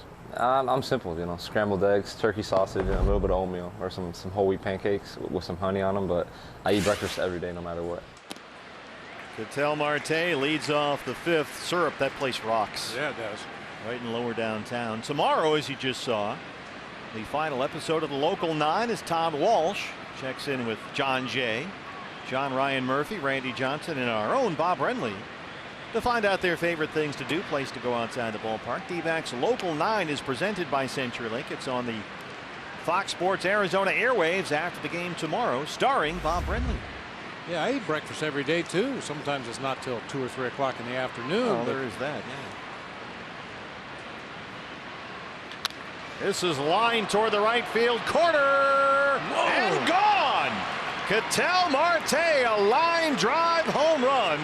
And the D-backs answer right back. It's 5-2. Wow, was that a laser beam? That's just his second home run since the All-Star break that you thought that might reach the wall, but it got over the wall out there. Yeah, Morton starts him, starts the sequence rather with a fastball, then comes back with a splitter. Fastball for a called strike there. Splitter off the plate, not even close. And then there's that happy zone again. 92 down and in. Our nationwide vision center's eye on the game. A line drive just over the fence in right field. Just the second hit tonight for the Diamondbacks. A free jumbo jack at Jack in the Box tomorrow with the purchase of a large drink. 106 off the bat that time at Ketel Marte. Estimated distance of 347. Boy, if he could just get the ball up in the air a little bit more often. He's got a really high ground ball rate for hitters, one of the highest in the majors, in fact. If he could just get it up a little bit, more line drives, you'd see his power numbers just fly off. As it is, he's got 11 homers, 24 doubles, and 11 triples. For a guy that hits the ball on the ground as often as Ketel Marte does, those are great numbers, but there's all kinds of potential there. Nick is down 0-2. He fly it out to center his first time.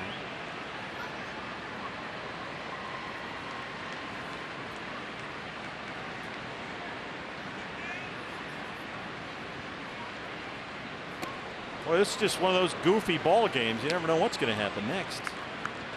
Somehow Zach Godley walked 6 in 3 innings. Only one of the 6 walks scored. That one almost hit Nick, that curveball. Curveball just didn't take a break that time. Seen some odd fielding plays on both sides. Popped it up, third base for Bregman.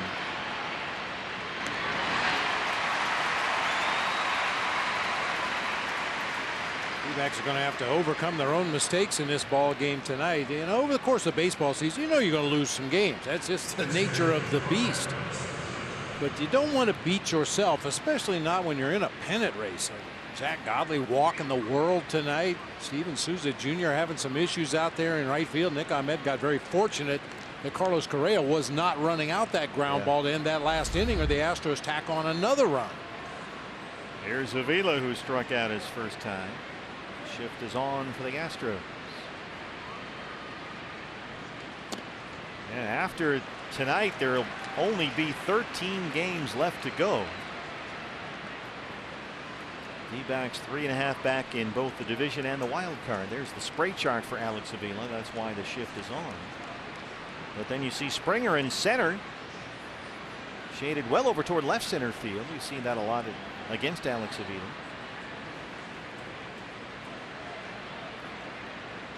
Curveball is a strike 0-2. And much like the John Jay triple that we showed you in the open of the show, Josh Reddick over in the gap in right center again. A lot of room down the right field line. That John Jay triple, everybody that was asked about it said, I've never seen anything like that before. Reddick thought there's no chance that lands fair, which is one reason why he was so late getting to the baseball after it checked up out there. Dave McKay was coaching first, was the one that told Nick Picoro, I've never seen that before.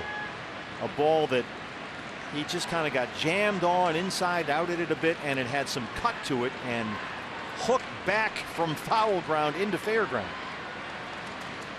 And even Carlos Torres, the plate umpire who was the first base ump last night, said I wasn't even going to look behind me. I thought for sure that was going to go foul. Just one of those weird plays. A broken bat. He hit it twice. You got the double thud off the bat. Yeah, it's kind of hard to describe what happened, but the ball hit him down near the handle, broke his bat, and as the ball was coming off the bat very slowly, he caught it again with the barrel and whipped it down that right field line. Now let's take another look. Now keep in mind this is with 2 outs in a tie game in the 8th inning. Jay pinch hitting. And it winds up an RBI triple. There's the part of the bat that came flying off, and watch as he hits the ball with the bat twice. We slowed it down as best we could for you. I mean, initially Reddick didn't even move out there in right center field because he thought the ball was going to be way foul, but because of the English on it, when it came off the bat the second time, it sliced back into fair territory. Very unusual looking play. AJ was hit by a pitch, a curveball that got away from Morton his first time. There's a fastball for a strike. Scored on a David Peralta sacrifice fly. That was such a big spot for John Jay. And he scored on a Pollock RBI single right after that. Diamondbacks got 2 in the 8th last night, won it 4-2. And Nick Ahmed was on base for the John Jay triple. That was that hustle double. He hit a little pop up out into shallow left center field and just challenged George Springer, made it safely into second base, and was there when John Jay came up with 2 outs and scored on that triple. Yeah, Nick doubled twice in last night's ball game. He was on base 3 times. AJ down 0-2. Morton at 60 pitches right now, 46 for strikes. What a contrast between the 2 starting pitchers here tonight.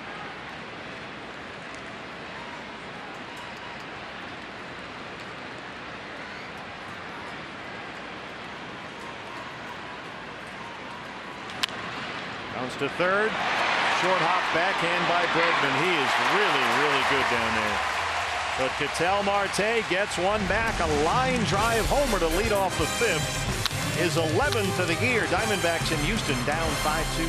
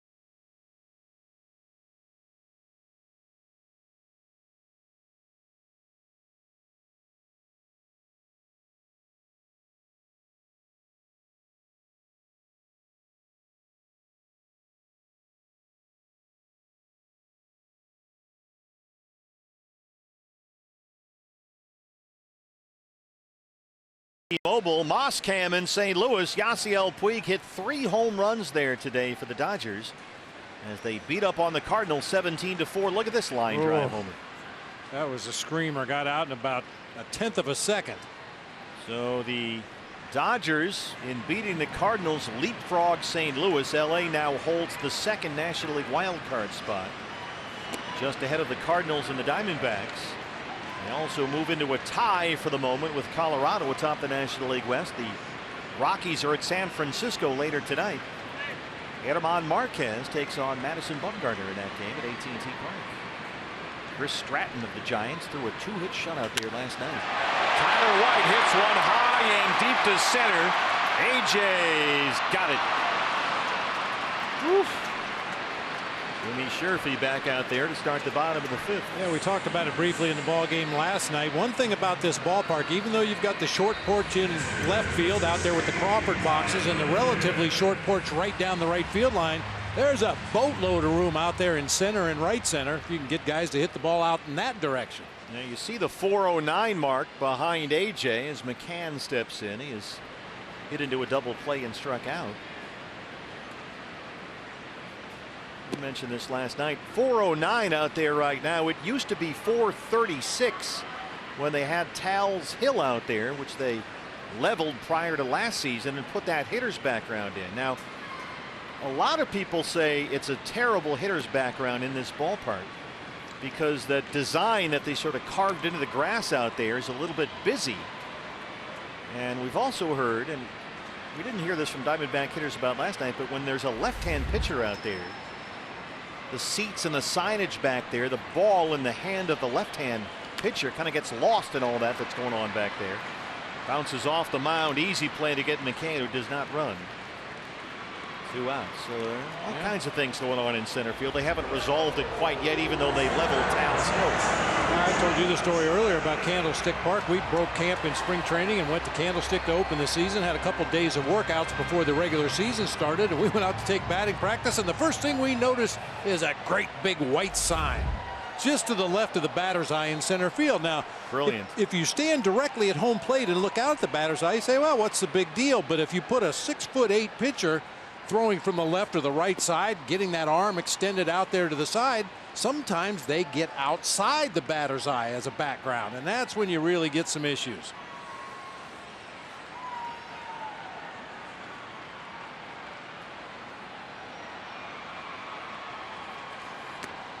And they never consider the catcher when they think about the batter's eye or signage.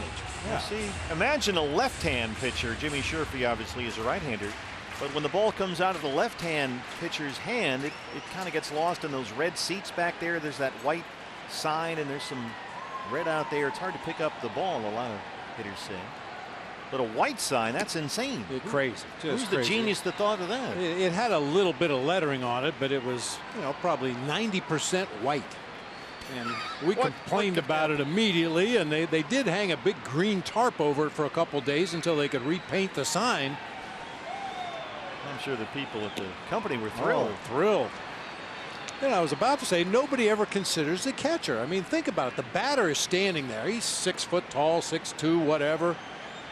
And the batter's eye is behind the pitcher's throwing arm, so they pick up the ball just fine. But the catcher is sitting about 3 or 4 feet lower than the batter is, so your line of sight is above the batter's eye sometimes. Sherfy gets a strikeout, works a 1-2-3 fifth. D-backs trail it 5-2.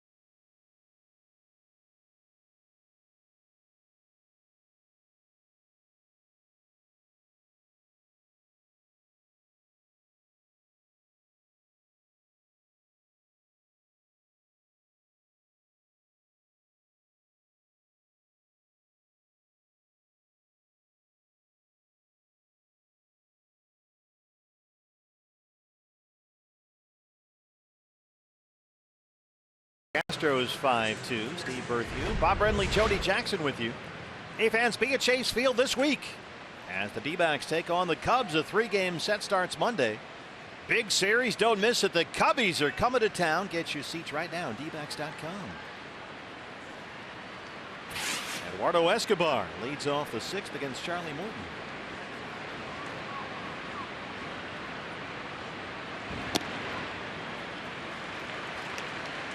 Diamondbacks only 2 base hits in the ball game. Escobar had the first. He singled in the 4th his last time up. The other was Ketel Marte's line drive home run that led off the 5th. This is sky to left field for Marwin Gonzalez.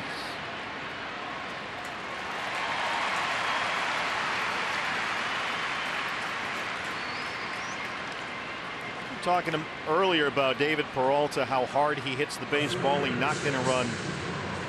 The line drive to center his last time up. And our friends at Sports Info Solutions, Mark Simon and company, do a great job of keeping track of such things. We have all kinds of data that shows that right now David Peralta leads the major leagues in hard hit rate. This is something that they track. They classify every ball that's hit in every game. And no player in baseball right now hits a higher percentage of balls classified as hard hit or hard contact than David Peralta. He is number 1. This is a little looper though. Springer comes in. 2 down. The day after every D-backs win, get 50% off all pizzas at regular menu price using promo code DBACKS50 at papajohns.com. In fact, the Diamondbacks as a team rank 3rd in baseball in their percentage of balls classified as hard hit, trailing only Cleveland and Oakland. Goldie has struck out twice. Well, that fact about Peralta just analytically describes what we've seen with our eyes. Yeah. It's nice when those two go hand in hand. This one is lined into right center, and Goldie's got a 2-out single.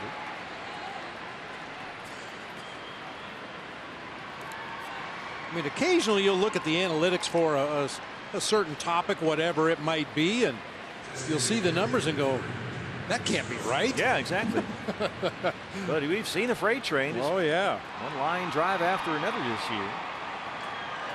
The DH is Descalso. Reached on catcher's interference his last time up. Flied out back in the 2nd.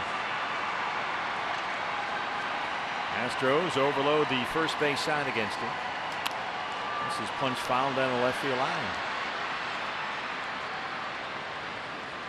Charlie Morton has dominated left-hand batters this year because of what he throws, that heavy hard sinker and that big loopy curveball. Lefties are hitting only .213 against him this year. He gets a lot of strikeouts against left-hand batters.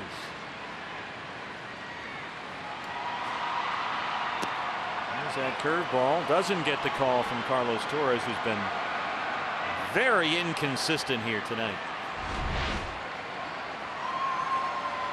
That's a pretty nice low and away curveball to a left-hand batter. Doesn't get the call.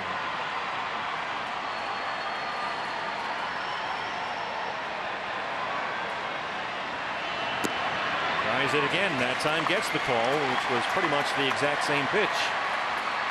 And now it's 1-2.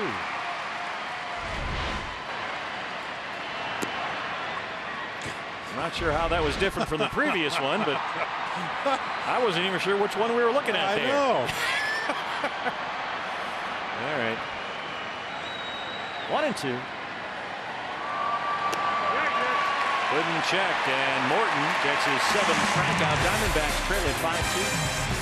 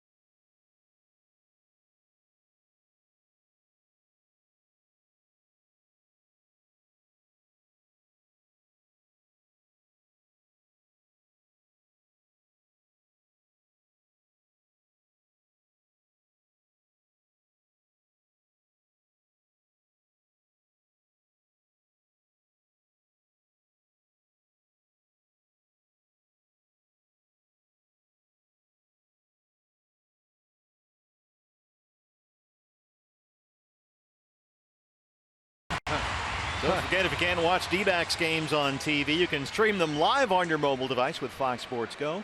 It's brought to you locally by your Valley Honda dealers. Download the free app and take Fox Sports Arizona and your D-backs with you wherever you go.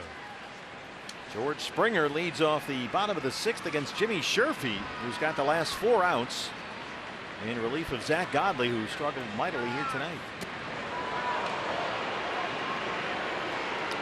Godley did not survive the 4th inning. He walked 6 in the first 3 innings. And then Houston got him for 3 runs in the 4th, and that was it. Here's Sherfy now. Springer has singled twice and scored a run. The pride of the University of Connecticut, where he was a teammate of Nick Ahmed. Both those guys on the same UConn team.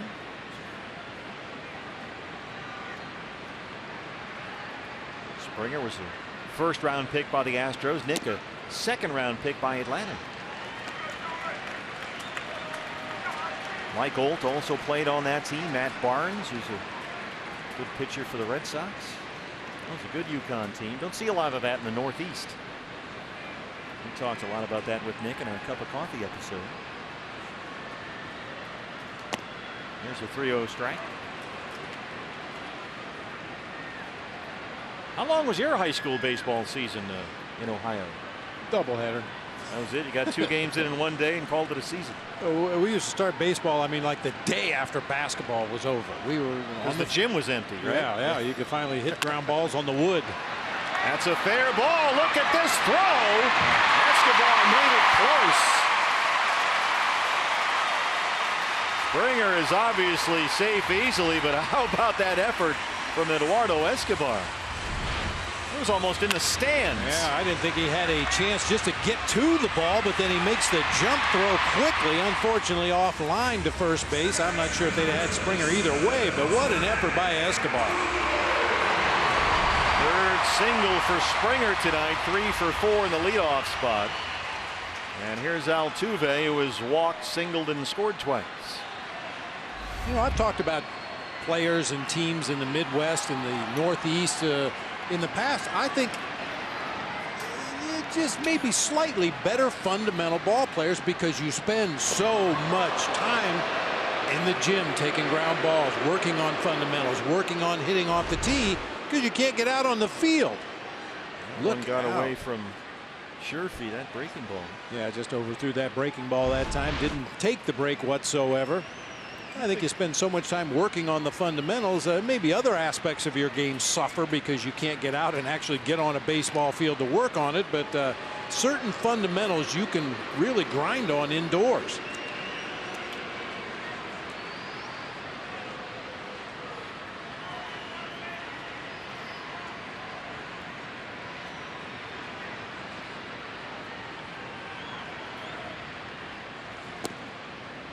This is in with a fastball. Dino Bracho starts to get loose in the Diamondback bullpen. Jimmy's been very efficient so far. Got the first 4 batters he faced. He's still thrown fewer than 20 pitches.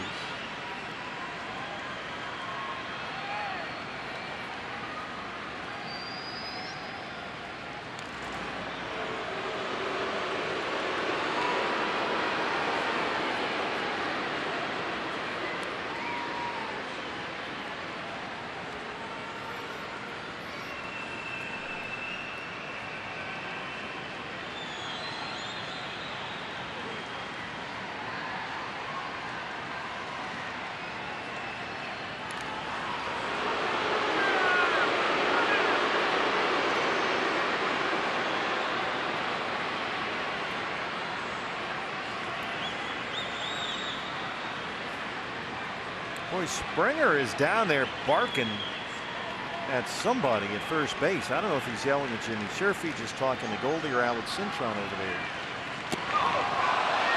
And that one hit him.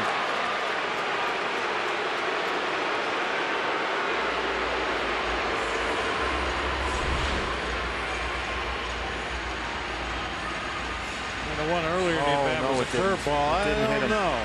It didn't hit him. Torey Lovullo out to the mound.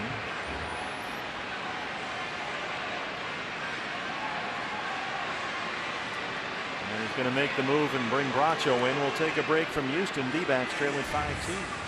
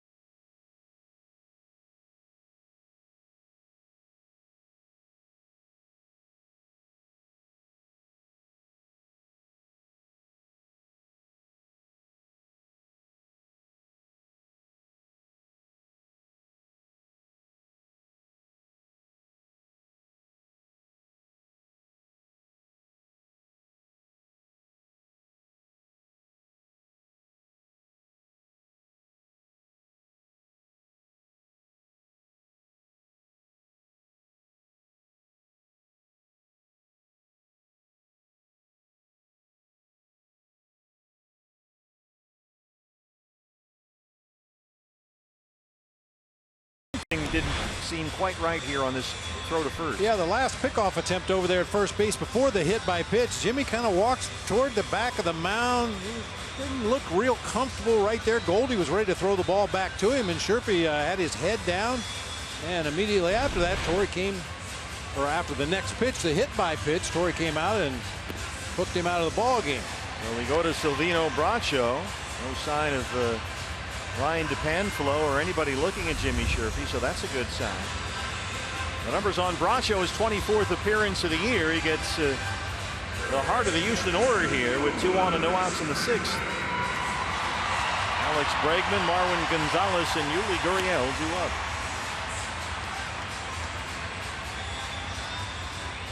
Bregman still does not have a hit in the series. He has walked 3 times, including twice tonight. But that's pretty par for the course for Bregman, who has more walks than strikeouts this year. Here's Jimmy Sherpy. Doesn't appear to be anything wrong with him at all, so that's good news. Just kind of an odd reaction after that pickoff move to first base. Just out of the ordinary, out of what we're used to seeing from Jimmy Sherpy.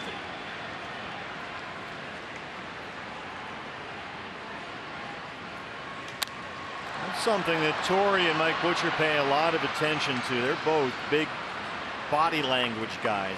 What does the guy look like? How does he react? How is he carrying himself out there? That's something they watch very closely. Yeah, because as every manager and pitching coach knows, they lie.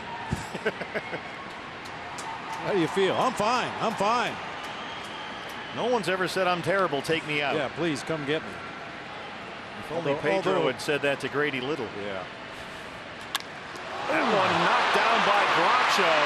Can he recover in time? He throws it away, and Springer will score. Oh my goodness. The play at that point was a lost cause. And the Astros add a run at 6-2.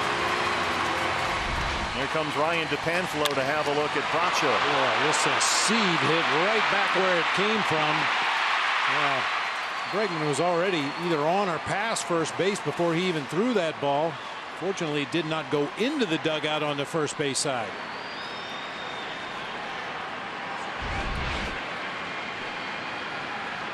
So that's a single and an E1, no RBI.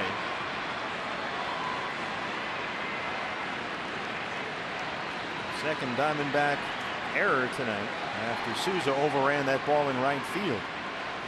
Both have created Astros runs.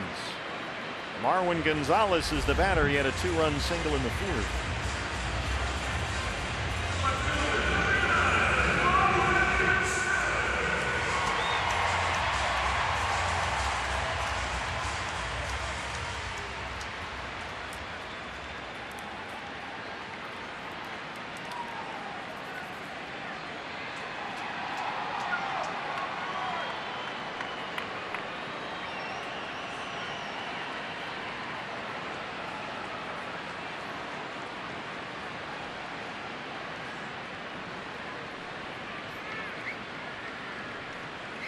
Ahmed is almost in Alex Bregman's back pocket. He's about 1/2 step behind him at second.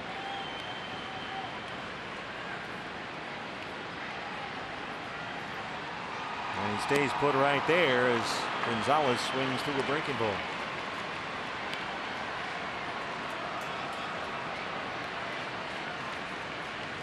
Look at how close Nick is to that runner at second, Alex Bregman.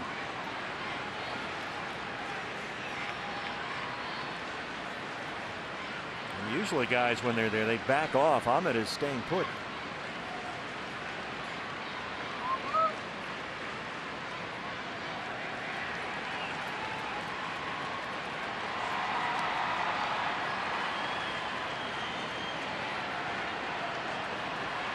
First 3 have reached in the inning. Still nobody out. A run is in.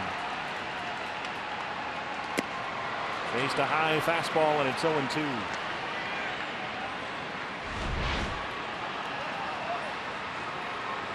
Gas up there above the letters that time. Gonzalez can't catch up. One of the things they really like about Silvino Braccio, there's no such thing as a rising fastball, but it does have a little bit of hop to it when he elevates that mid-90s fastball.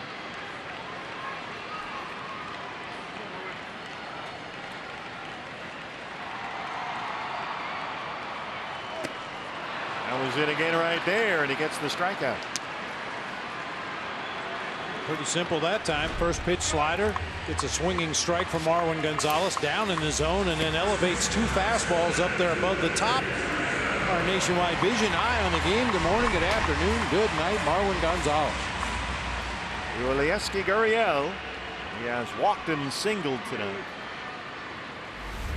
So he's at safely now in 9 of his last 10. Second and third, 1 out. Gurriel, a .392 hitter this year with runners in scoring position. 4th best in all of baseball. That's yours, baby. Yep. We're kind of protected here. If we get anything up here, it's going to be a screaming line drive to get into this booth. And those are all yours. Yours, dude.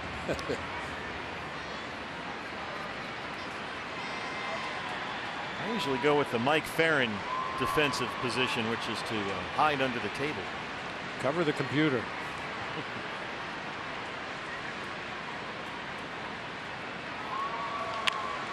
Chop foul in front of Gary Pettis at third.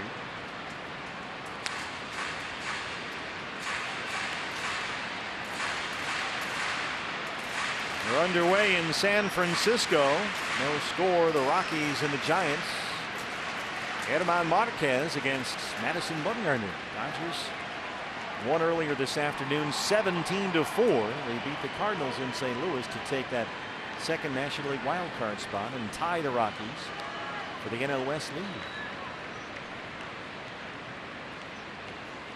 Puig hit 3 homers in that game. Fastball almost got to the screen.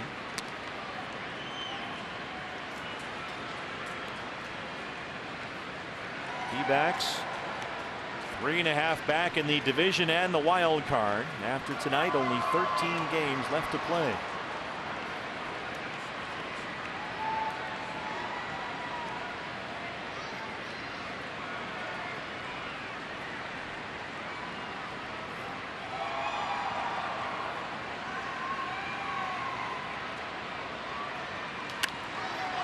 Popped up. Escobar will give it a look, but it's off the roof of the dugout. That gentleman right behind the dugout had a mitt,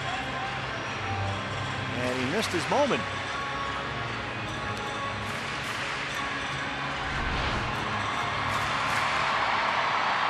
Oh, come on now. Apparently that glove didn't come with instructions. Got it on the wrong hand. Place hand inside glove. Look, he knows I blew it. Good try. D-back fans are here, cheering on their team. It's been that kind of night. 1-2. He's not going to sleep tonight. Good effort. He probably just got done telling his son he was all-state in high school. You know, I was a really good defender. Use the same glove. Okay, have that ready and make sure it's on the hand. That's how you start.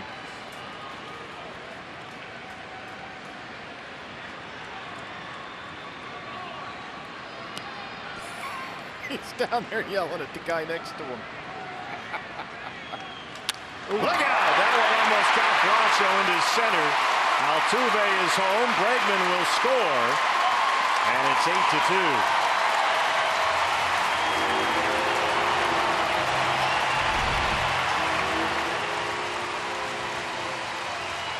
Ooh, man, that ball sizzled back up the middle that time. Just over the head of Savino. Bracho on out into center field to drive home a couple of more.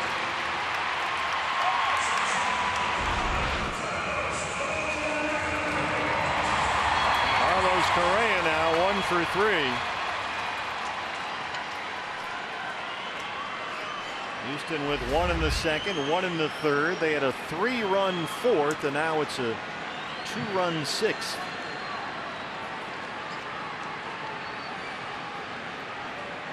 Pardon me, make it a 3-run sixth.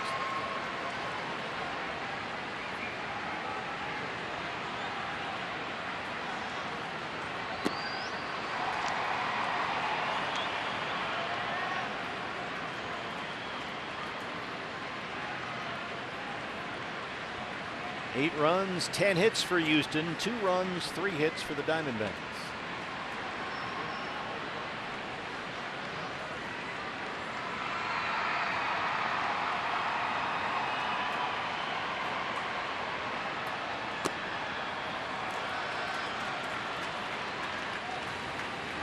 Try and give Charlie Morton a break here. Colin McHugh is getting loose in the Houston bullpen, the right-hander. He's had a very good season out of their bullpen. Former starting pitcher with a big curveball.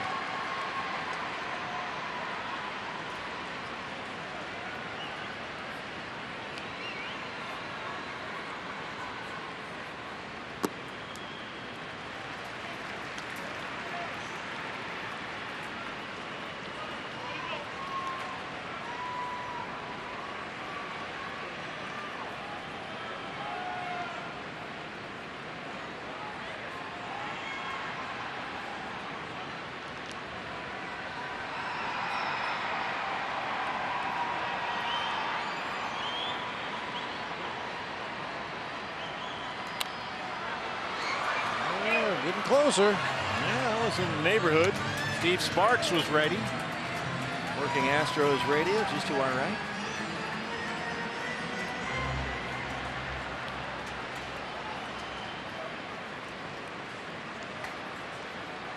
There they are. Robert Ford, Steve Sparks. Sparks got his Hook 'em Horn shirt on. He's watching the football game down there. It's a college football Saturday here deep in the heart of Texas. At fastball and strike 3.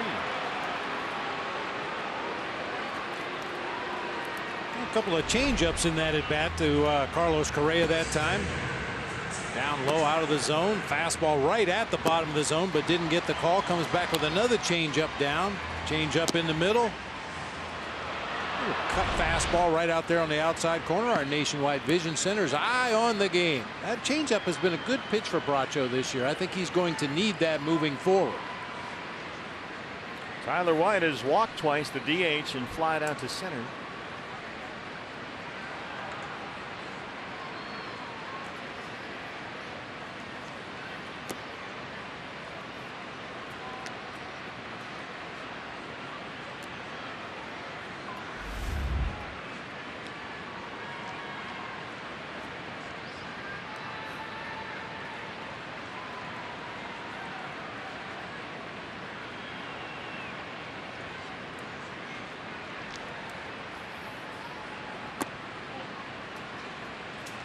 That changeup just missed. White doesn't bite. 2-0.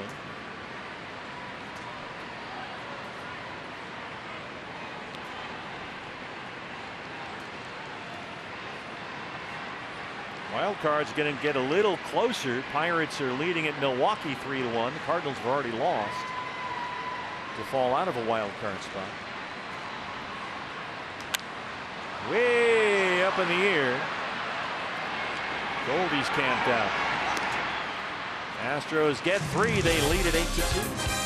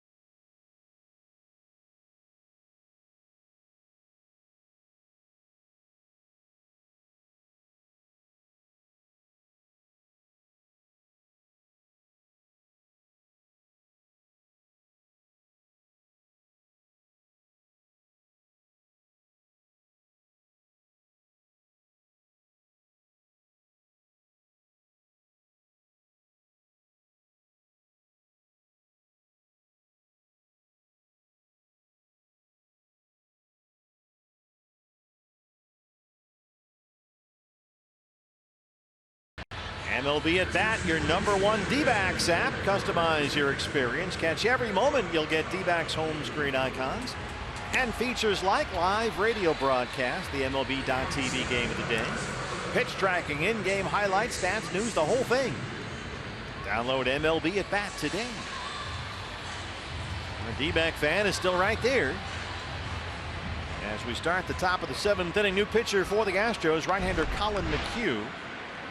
On in relief of Charlie Morton. You see the ERA there, 1.92 in 50 appearances. That is the 3rd best earned run average among all American League relievers. Converted starter Colin McHugh. Yeah, McHugh, a 19-game winner back in 2015. Followed that up with a 13-win season in 2016. Last year 5-2. Had some injury issues last year. Only made 12 starts. Well, when you trade for Justin Verlander and you trade for Garrett Cole, a guy like Colin McHugh suddenly finds himself out of a job. Right? But he's done a wonderful job now as a reliever. Souza, Marte, Ahmed due up here in the D-back 7th. Fastball fouled back. It's 0-2. Steven 0 for 2 so far.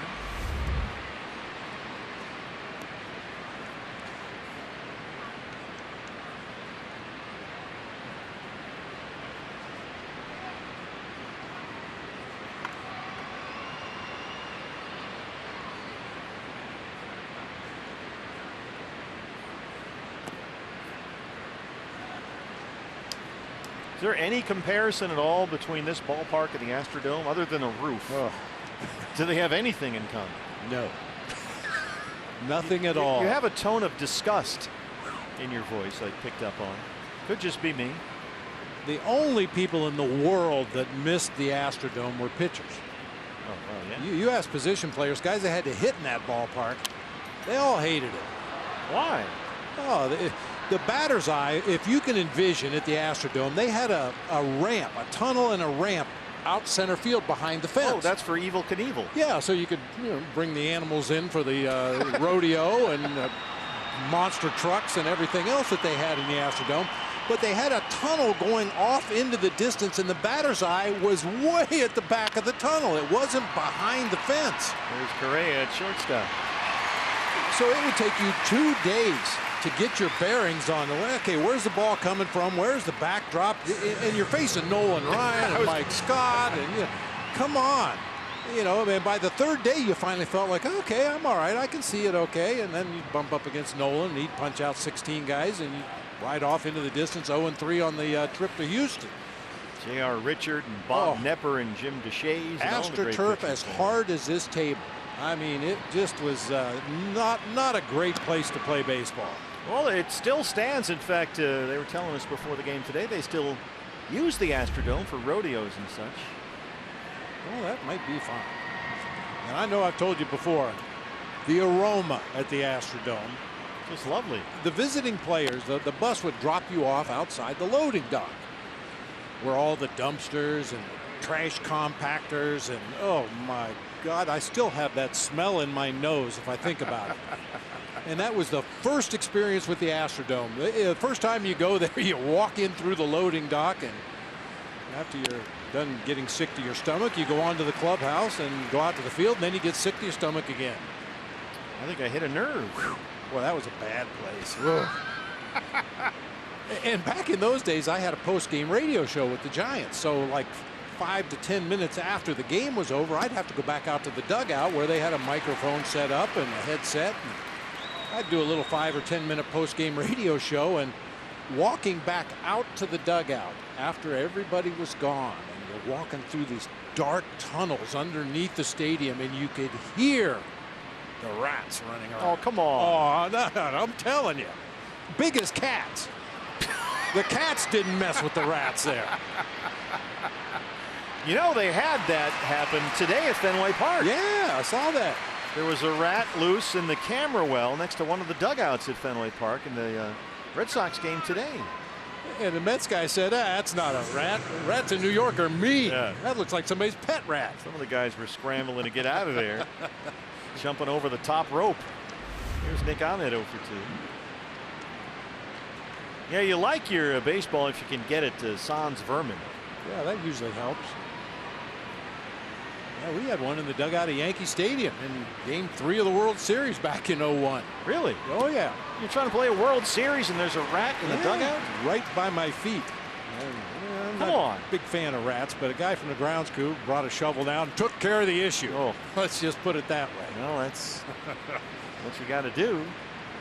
Plus, a New York rat probably has a real attitude. Oh, yeah. He was smoking. This is a line drive to left center. And it's run down by Gonzalez. He's scratching Houston. D-backs down 8-2.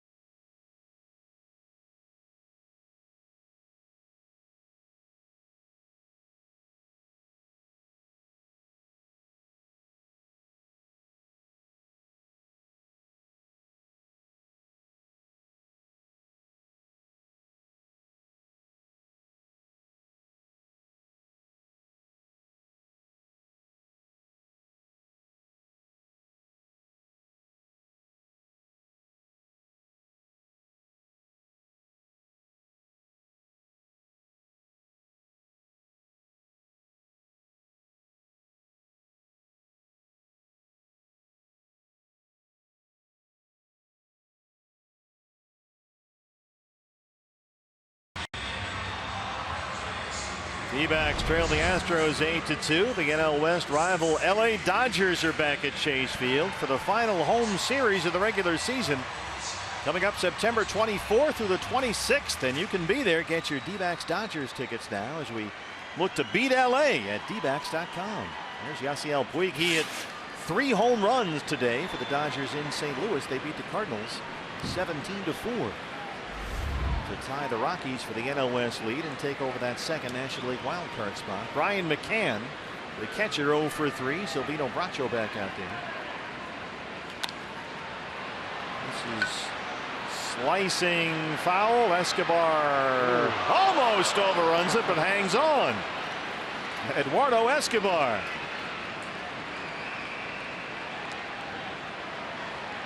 A little grin on his face there. He was playing over at the shortstop position. Had a long way to go to get to that ball in foul territory. And a little adjustment right at the very end of the play to grab that one. It's amazing how often those plays always go back toward the infield. Oh, yeah.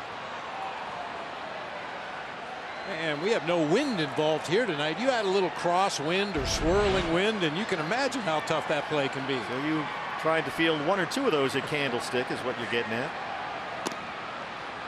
That one misses on Reddick, who homered against Zach Godley back in the second, his 10th of the year. You know, one guy that didn't mind hitting at the Astrodome was our old buddy Will the Thrill, Will Clark. First major league at bat in the Astrodome against Nolan Ryan. He took him deep to straightaway center field.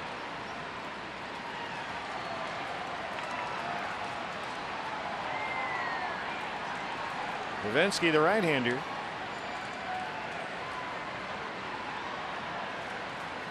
That's Reddick's 14th home run of the year, pardon me.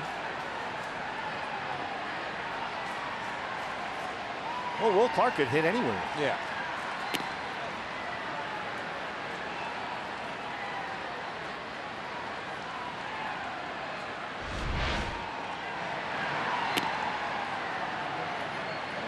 Top corner of the strike zone that time.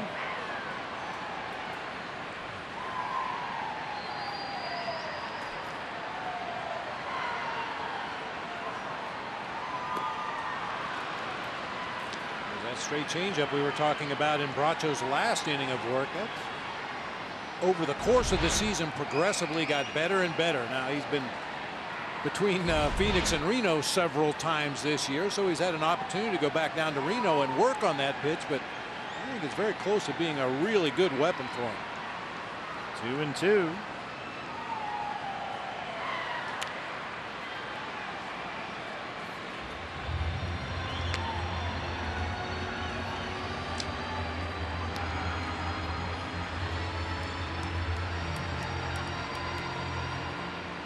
George Springer, the leadoff man. 3 singles today. He scored twice.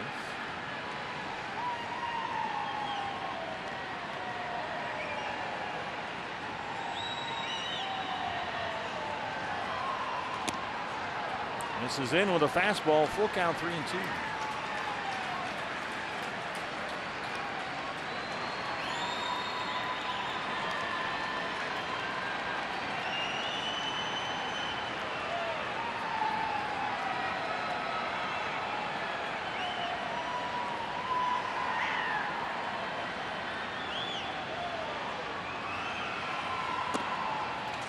Ball 4.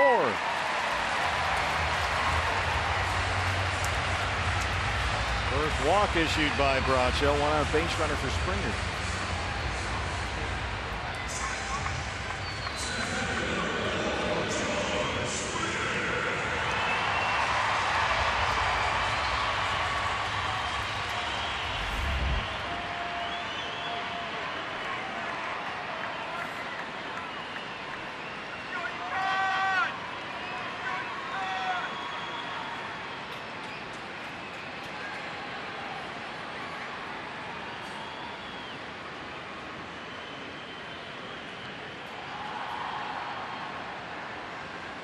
It's quite a contrast in the 2 bullpens in this ballpark, the way it's designed. You've got the Astros bullpen, which is out behind right center field, and it's a nice open facility out there. You're surrounded by Astros fans. You've got the club seats, and then if you're the visitor, you're sort of just put in the corner there behind the garage door. Literally in a pen. And the fans have that standing room area next to the Crawford boxes. But the home team bullpen here, they're very nice setup there. Out in the open air, such as it is here. It's almost like the visitors bullpen. You're in timeout, you're being punished.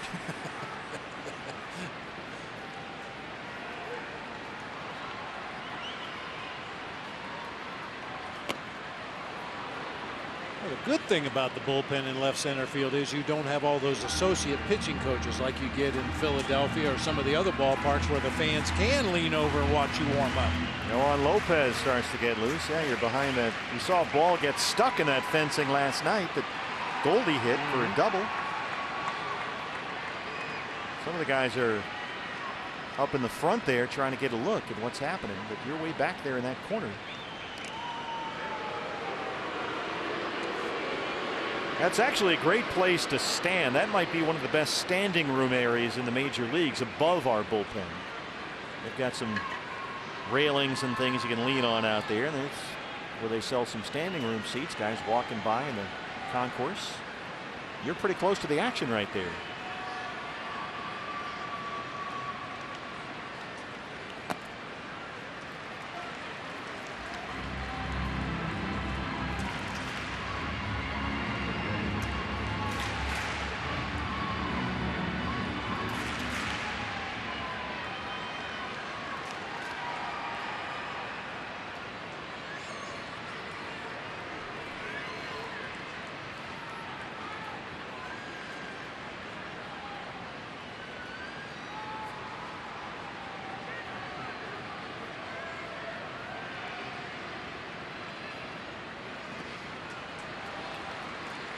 A change up, 2-2 on Springer. When El Caballo, Carlos Lee, was patrolling the outfield for the Astros, there was a gentleman that used to stand out near the gas pump just to the left of straightaway center in that standing room area. Had a big handlebar mustache and always had his rainbow Astros shirt on, a big old cowboy hat. Yeah, that's him right there.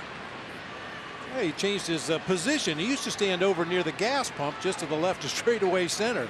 That guy's been here as long as the ballpark has. Looks like he's become part of the wall there. He's stuck.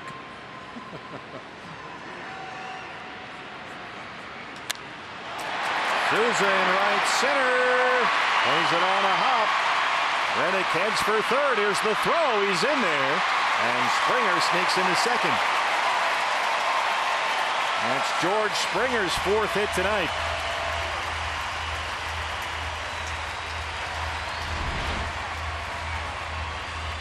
Single, he takes second on the throw. A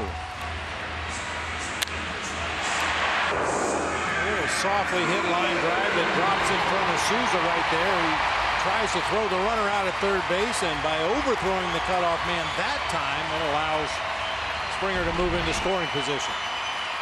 And now Bracho will deal with Jose Altuve, who has walked, singled, been hit by a pitch, stolen a base, and scored 3 times. Astros have now out-hit the Diamondbacks 11-3.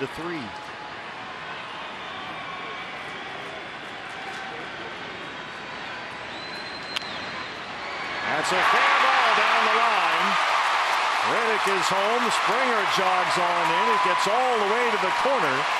And it's a 2-run double for Jose Altuve.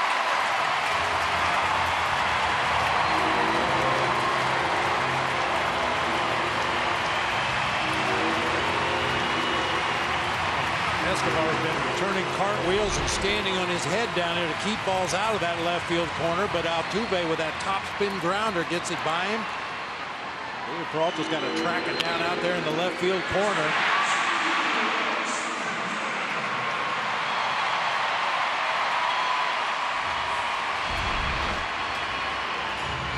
Houston will put Bregman on intentionally and work to Marwin Gonzalez with first base open and 1 out.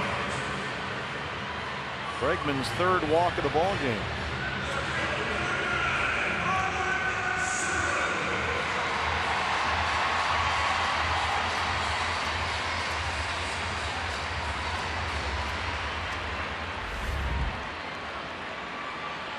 Gonzalez had a 2-run single in the 4th.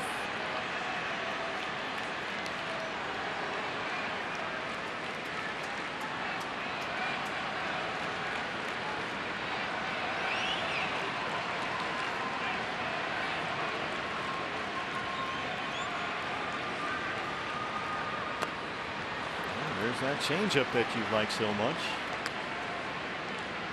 Starts him off with a big swing and a miss from Marwin Gonzalez.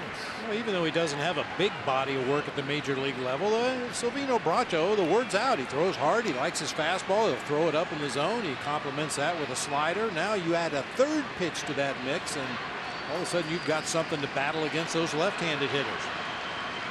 Still only 1 out in the inning.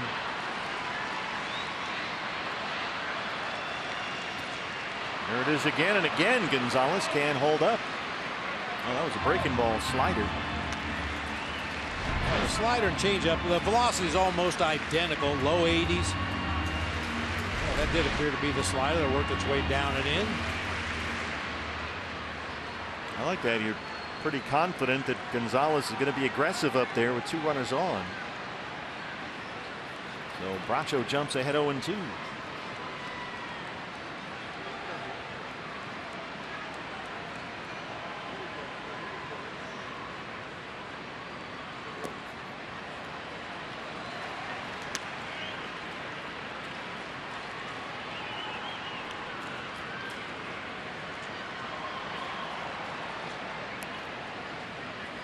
Got another safecracker partner. We watched Jeff Mathis last night rubbing his index finger and his thumb together after giving signs. I think Alex Avila doing the same thing here tonight, and he always touches the outside of his right thigh before giving the signs. And he gives you that glove pat right there. This is usually it's a little more pronounced than that. I'm not sure if he'll do it here after a step out and a timeout, but usually he touches that right hand to the outside of his right thigh, and then he'll go into his signs. He's already given the sign. Just bring it on in here. 1-2. Chased a high fastball. Foul tip. Avila hangs on, and Bracho gets his 3rd strikeout.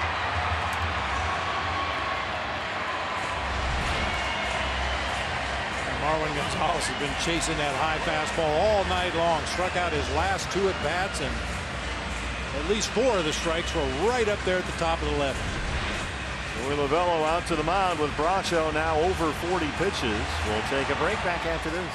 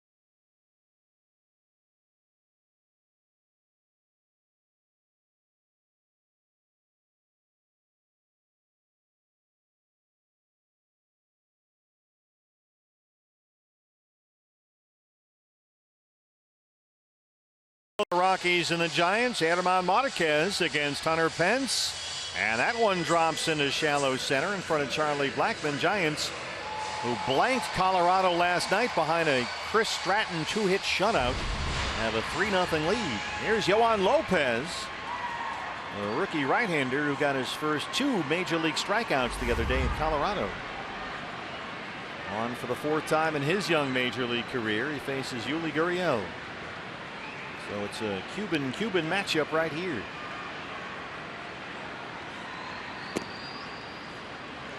Starts him off with that slider.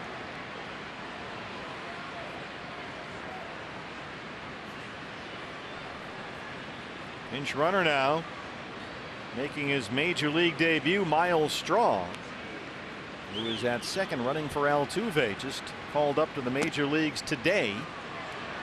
There's a fastball at 98 from Lopez right at the knees for a strike. This guy, Straw down there, can really run.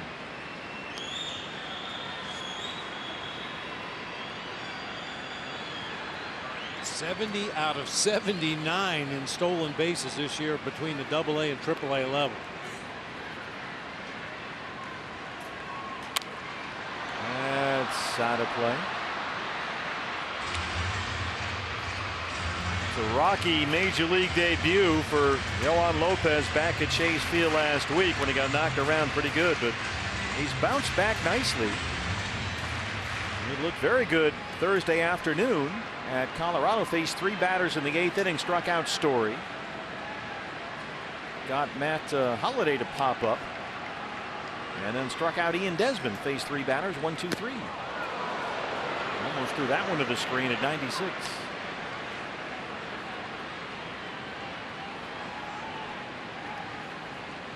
Lopez, a big year at AA Jackson in the Diamondbacks minor league system. He pitched for the World Team at the Futures game at All-Star Weekend this year.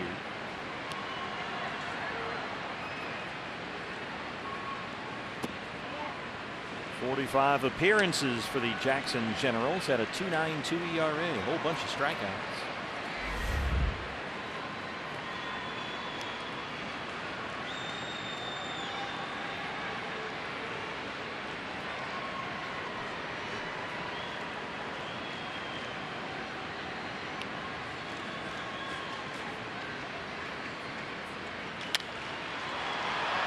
Fly ball to right near the line is Souza. And that ends the inning. We'll hit the 8th in Houston. Diamondbacks down 10-2.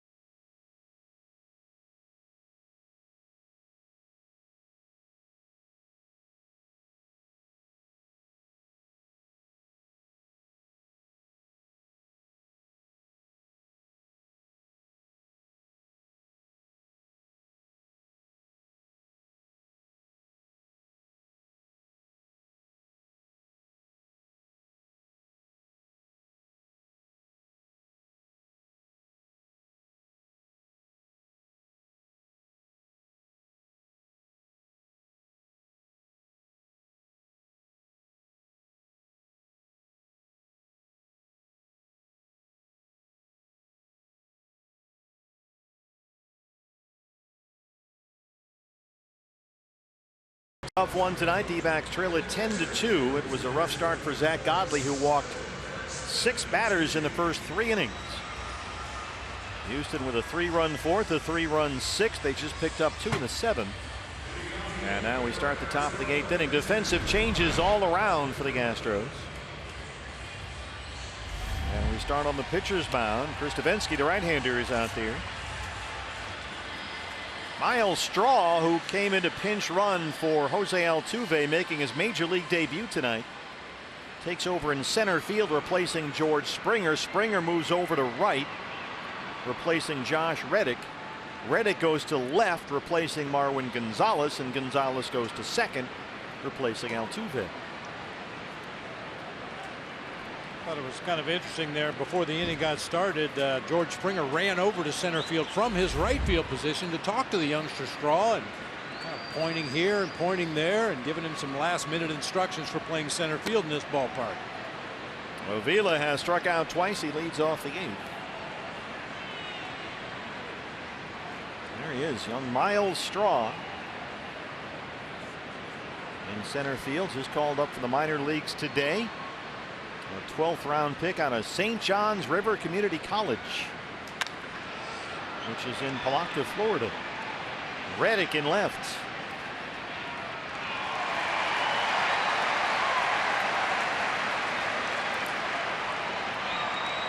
A 23-year-old rookie.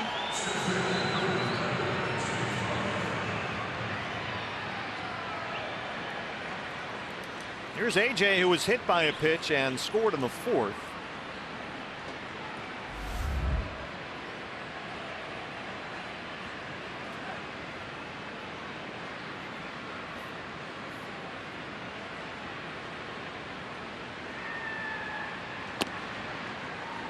One thing the Astros have to like about young Miles Straw out there in center field, in his minor league career, he had an on-base percentage over 400. When you've got that kind of speed, you like a guy that'll take his base on balls and hit his way on base. Hit over 300 at the minor league level. One thing he has not done is hit for any power, Miles Straw. 4 seasons as a professional, he's hit a grand total of 3 home runs, but he can really fly.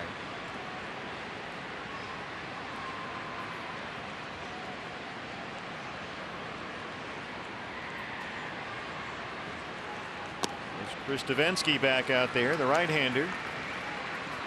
His first appearance in a while. Are we not men? No, we are Devo. We are Devo. Working in a coal mine, going down. Crack that whip.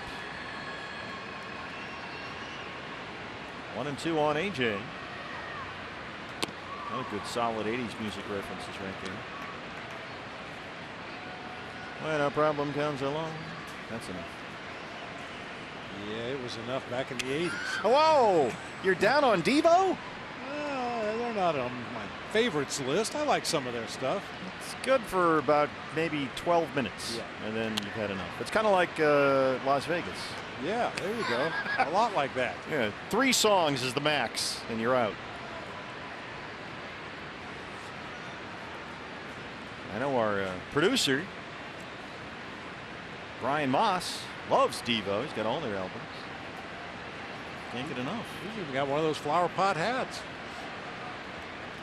He didn't even know that Devo wore those. He just liked them. Right center field. There's Straw.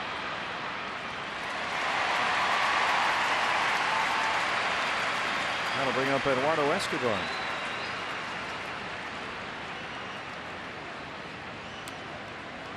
I didn't even know they still sell those. Where do you find those? I had to look it up just to make sure. I thought this was the case, but Devo is from Akron, Ohio.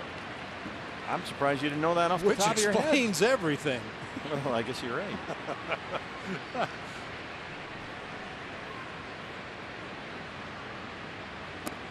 I guess you bring the hat to the game and just hope that Davinsky gets in there. So they've got their moment here tonight. That's a D-back fan with a Devo hat.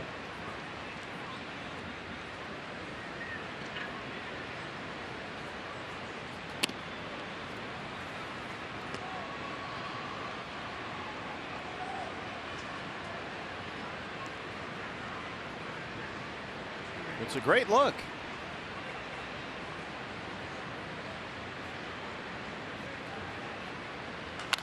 This ball is launched high in the air.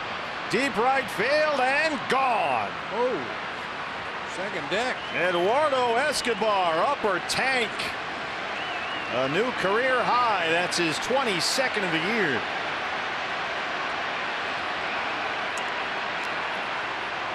Are we not men? No, we are Devo.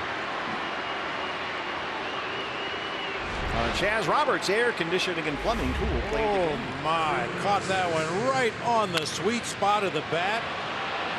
Springer just gives it a couple of steps back toward the warning track and watch that one sail upstairs.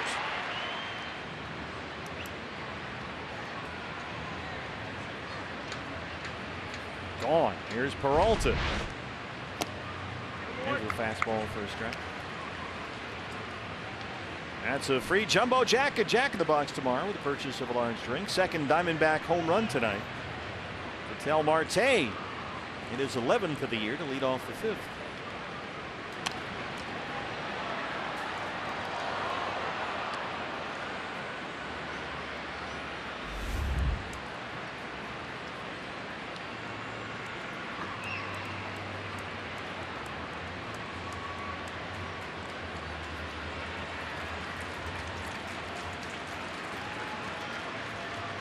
Peralta had an RBI back in the 4th, a sacrifice fly.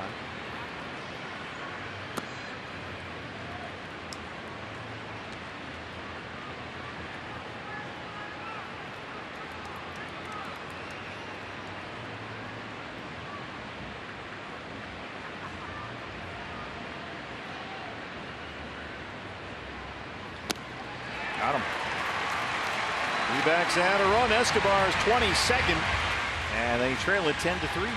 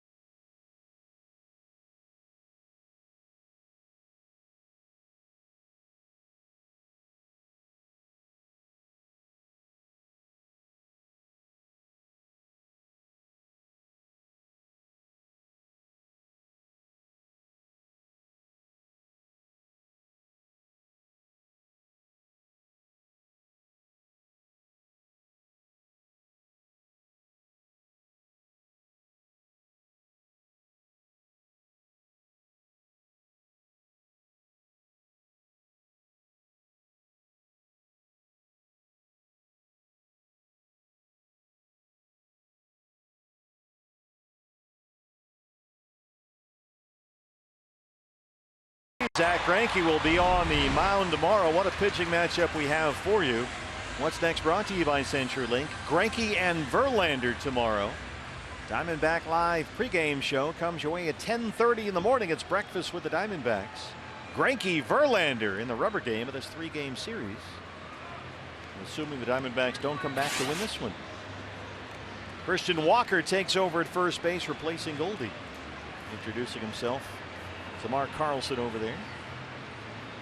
Ildemaro Vargas checks in as well. Vargas is the new shortstop. And veteran Chris Stewart crouching down behind the plate. Chris Owings in the game at third, replacing Escobar, who just homered.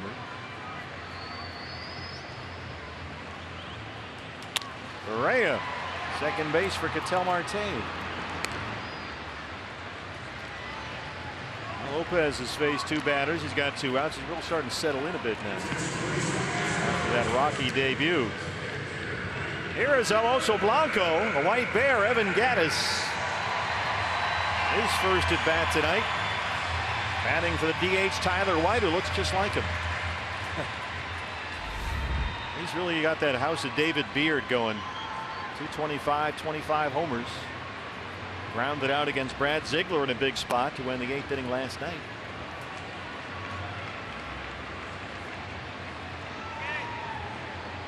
Patrick Kivalahan has taken over in left field for the Diamondbacks, replacing Peralta. Socrates Brito in center.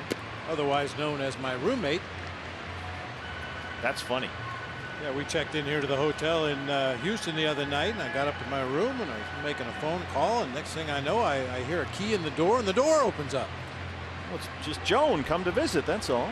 I was hoping, but it turned out to be Socrates Brito. And Who knew? He looked at me and said, "What are you doing here?" I said, "I think this is my room."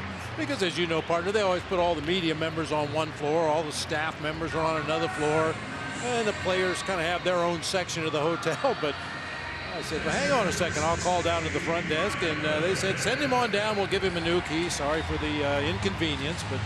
Well, you could have put him up. You could bring out the cot or something. Plenty of room.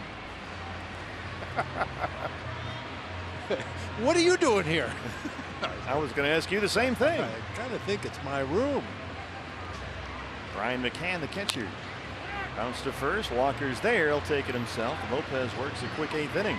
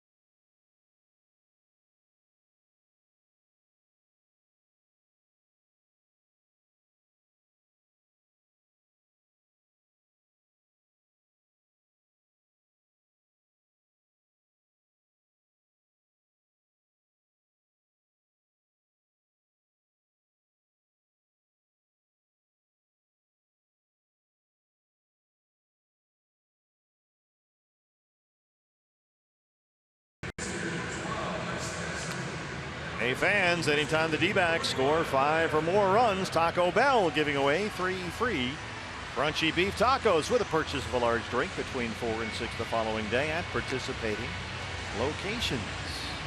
Thanks for picking me up there, partner. I was trying to figure out who's in the game now. Yeah, well, I got Davis at third. I have Kemp in left and Stassi behind the plate. There's J.D. Davis. He takes over at third base for Alex Bregman. Max Stassi is the new catcher replacing Brian McCann. Tony Kemp is in left replacing Reddick, who went out there to replace Gonzalez. And I think that's it, other than the new pitcher, the right-hander Brad Peacock.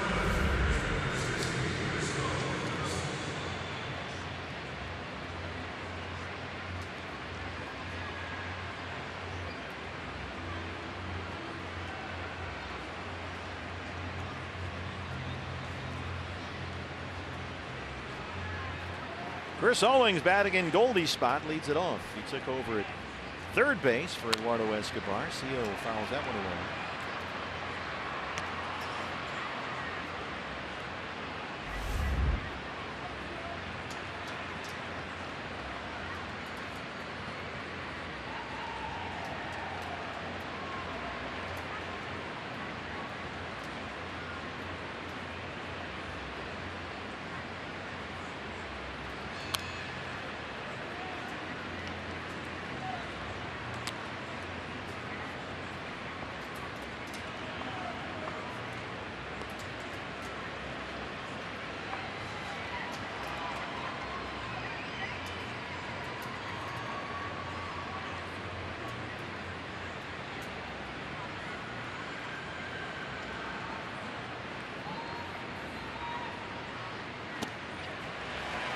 Swing and a miss, one down.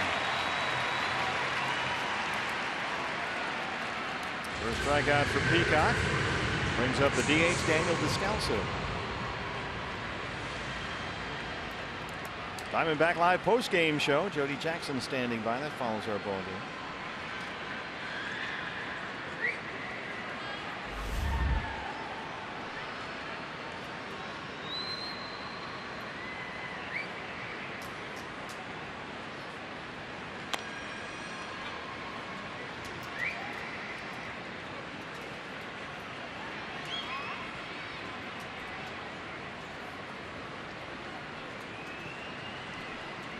Astros about to collect win number 93. That's the second most in the majors behind Boston.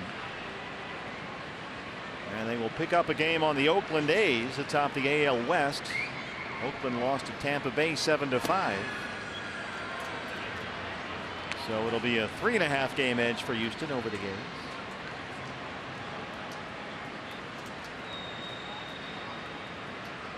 Rubber game of the 3-game set tomorrow. He'll be there. Zach Greinke and Justin Verlander. This is belted down the line in right, and that's a fair ball in the corner. It hops up into the seats. Descalso's got a ground rule double.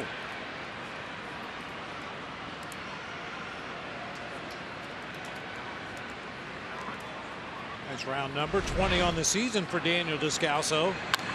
It's a slider working from the outside corner back to the inside corner, and Daniel intercepts it, rips it down into that right field corner.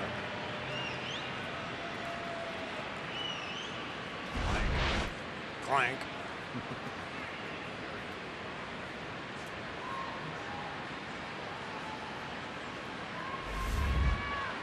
Steven Souza Jr.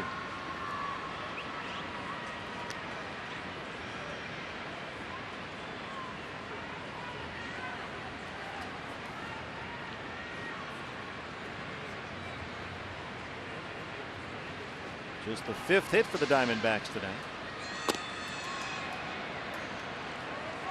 Fastball misses in, 2-0.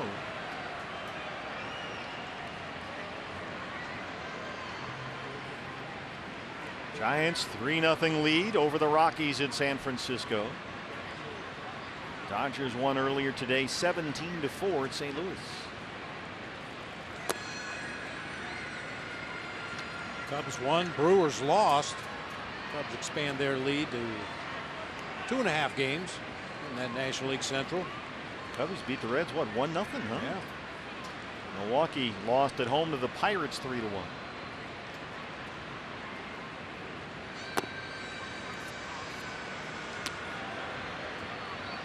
Well, after tonight, Souza takes the base on balls. Only 13 games to go. Tomorrow will be game number 150. Here's Marte, who homered in the 5th, a line drive rocket that snuck over the wall in the right field corner, his 11th this year.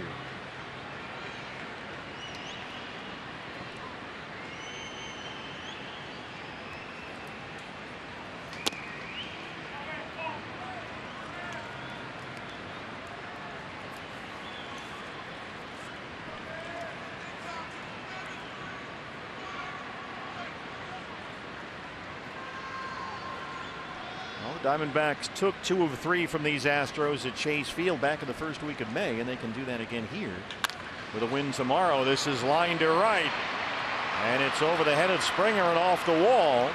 Descalso is home. Souza stops at third. It's an RBI double for Ketel Marte. Is that good to see a couple of real solid at bats from the left side of the plate tonight by Ketel Marte. That line drive home run down the right field line, and this stinging line drive into the gap in right center. His second RBI extra base hit tonight. Make it a 10-4 ball game. Has to tack on 2 more with a base hit.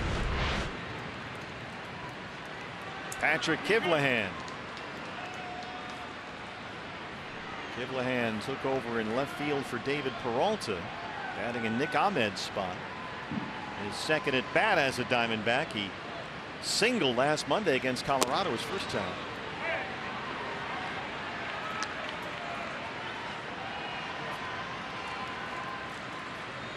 Anytime they put it up on the board, in whatever ballpark you're in, it's always different from what it actually is. You ever notice that?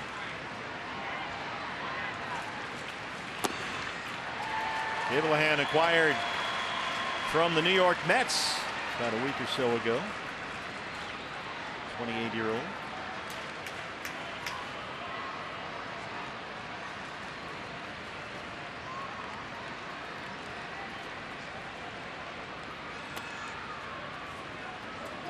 Well, I'll say this, you've got Christian Walker on deck.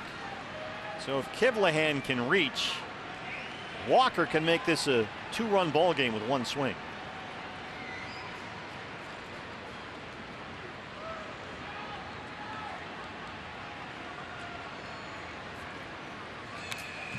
Now back and it's 2-2. In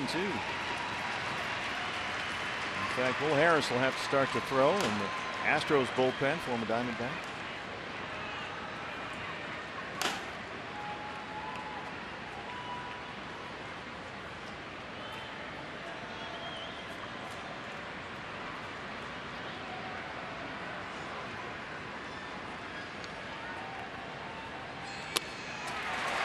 Got him. Slider from Peacock, 2 down.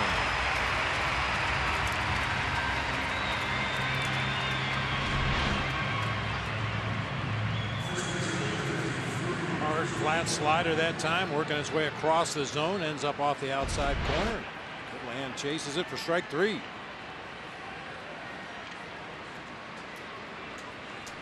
A chance for Christian now. 0 for 3 is the DH here last night.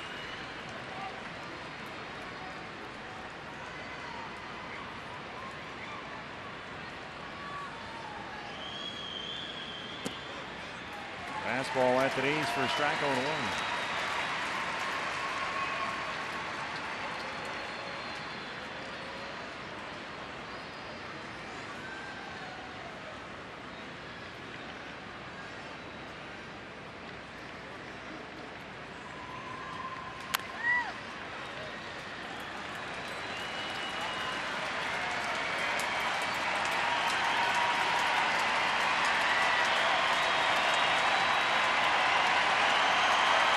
D-backs with a loss will drop to 78 and 71. And they'll need a Rockies loss again in San Francisco to stay 3.5 back. Dodgers will move ahead of Colorado in the division, actually. They won at St. Louis earlier today.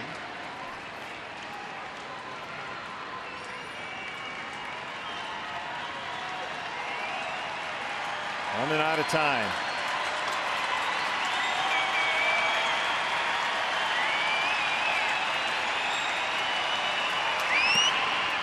Two and 2 on Christian Walker. Ildemaro Vargas is the on-deck hitter.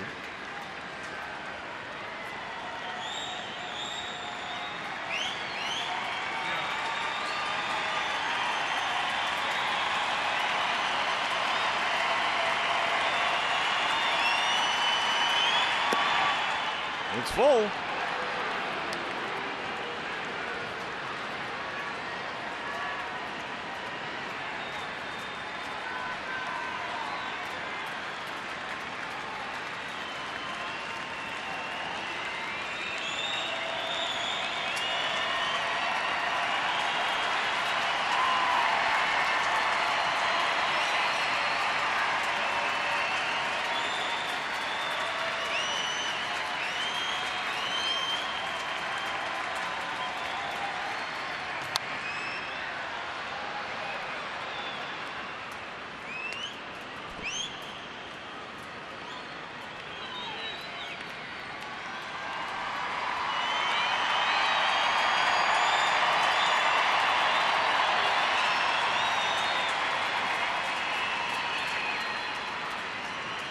Max Stassi out to have a word.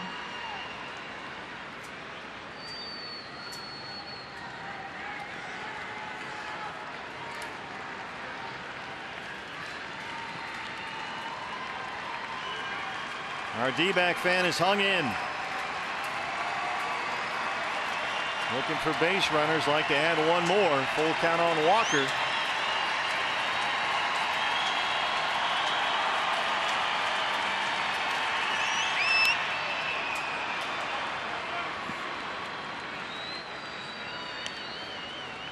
Well, with Christian's power, you'd like to see him get a hold of one in this ballpark just to see where it would land. Now that glass above the Crawford box is out there in left field, well within range. We've seen some balls hit up there in the past, up over the train tracks. Oh, he can reach that easily. We've already seen him do that a couple of times this year. When he hits them, they go. One more time on 3-2.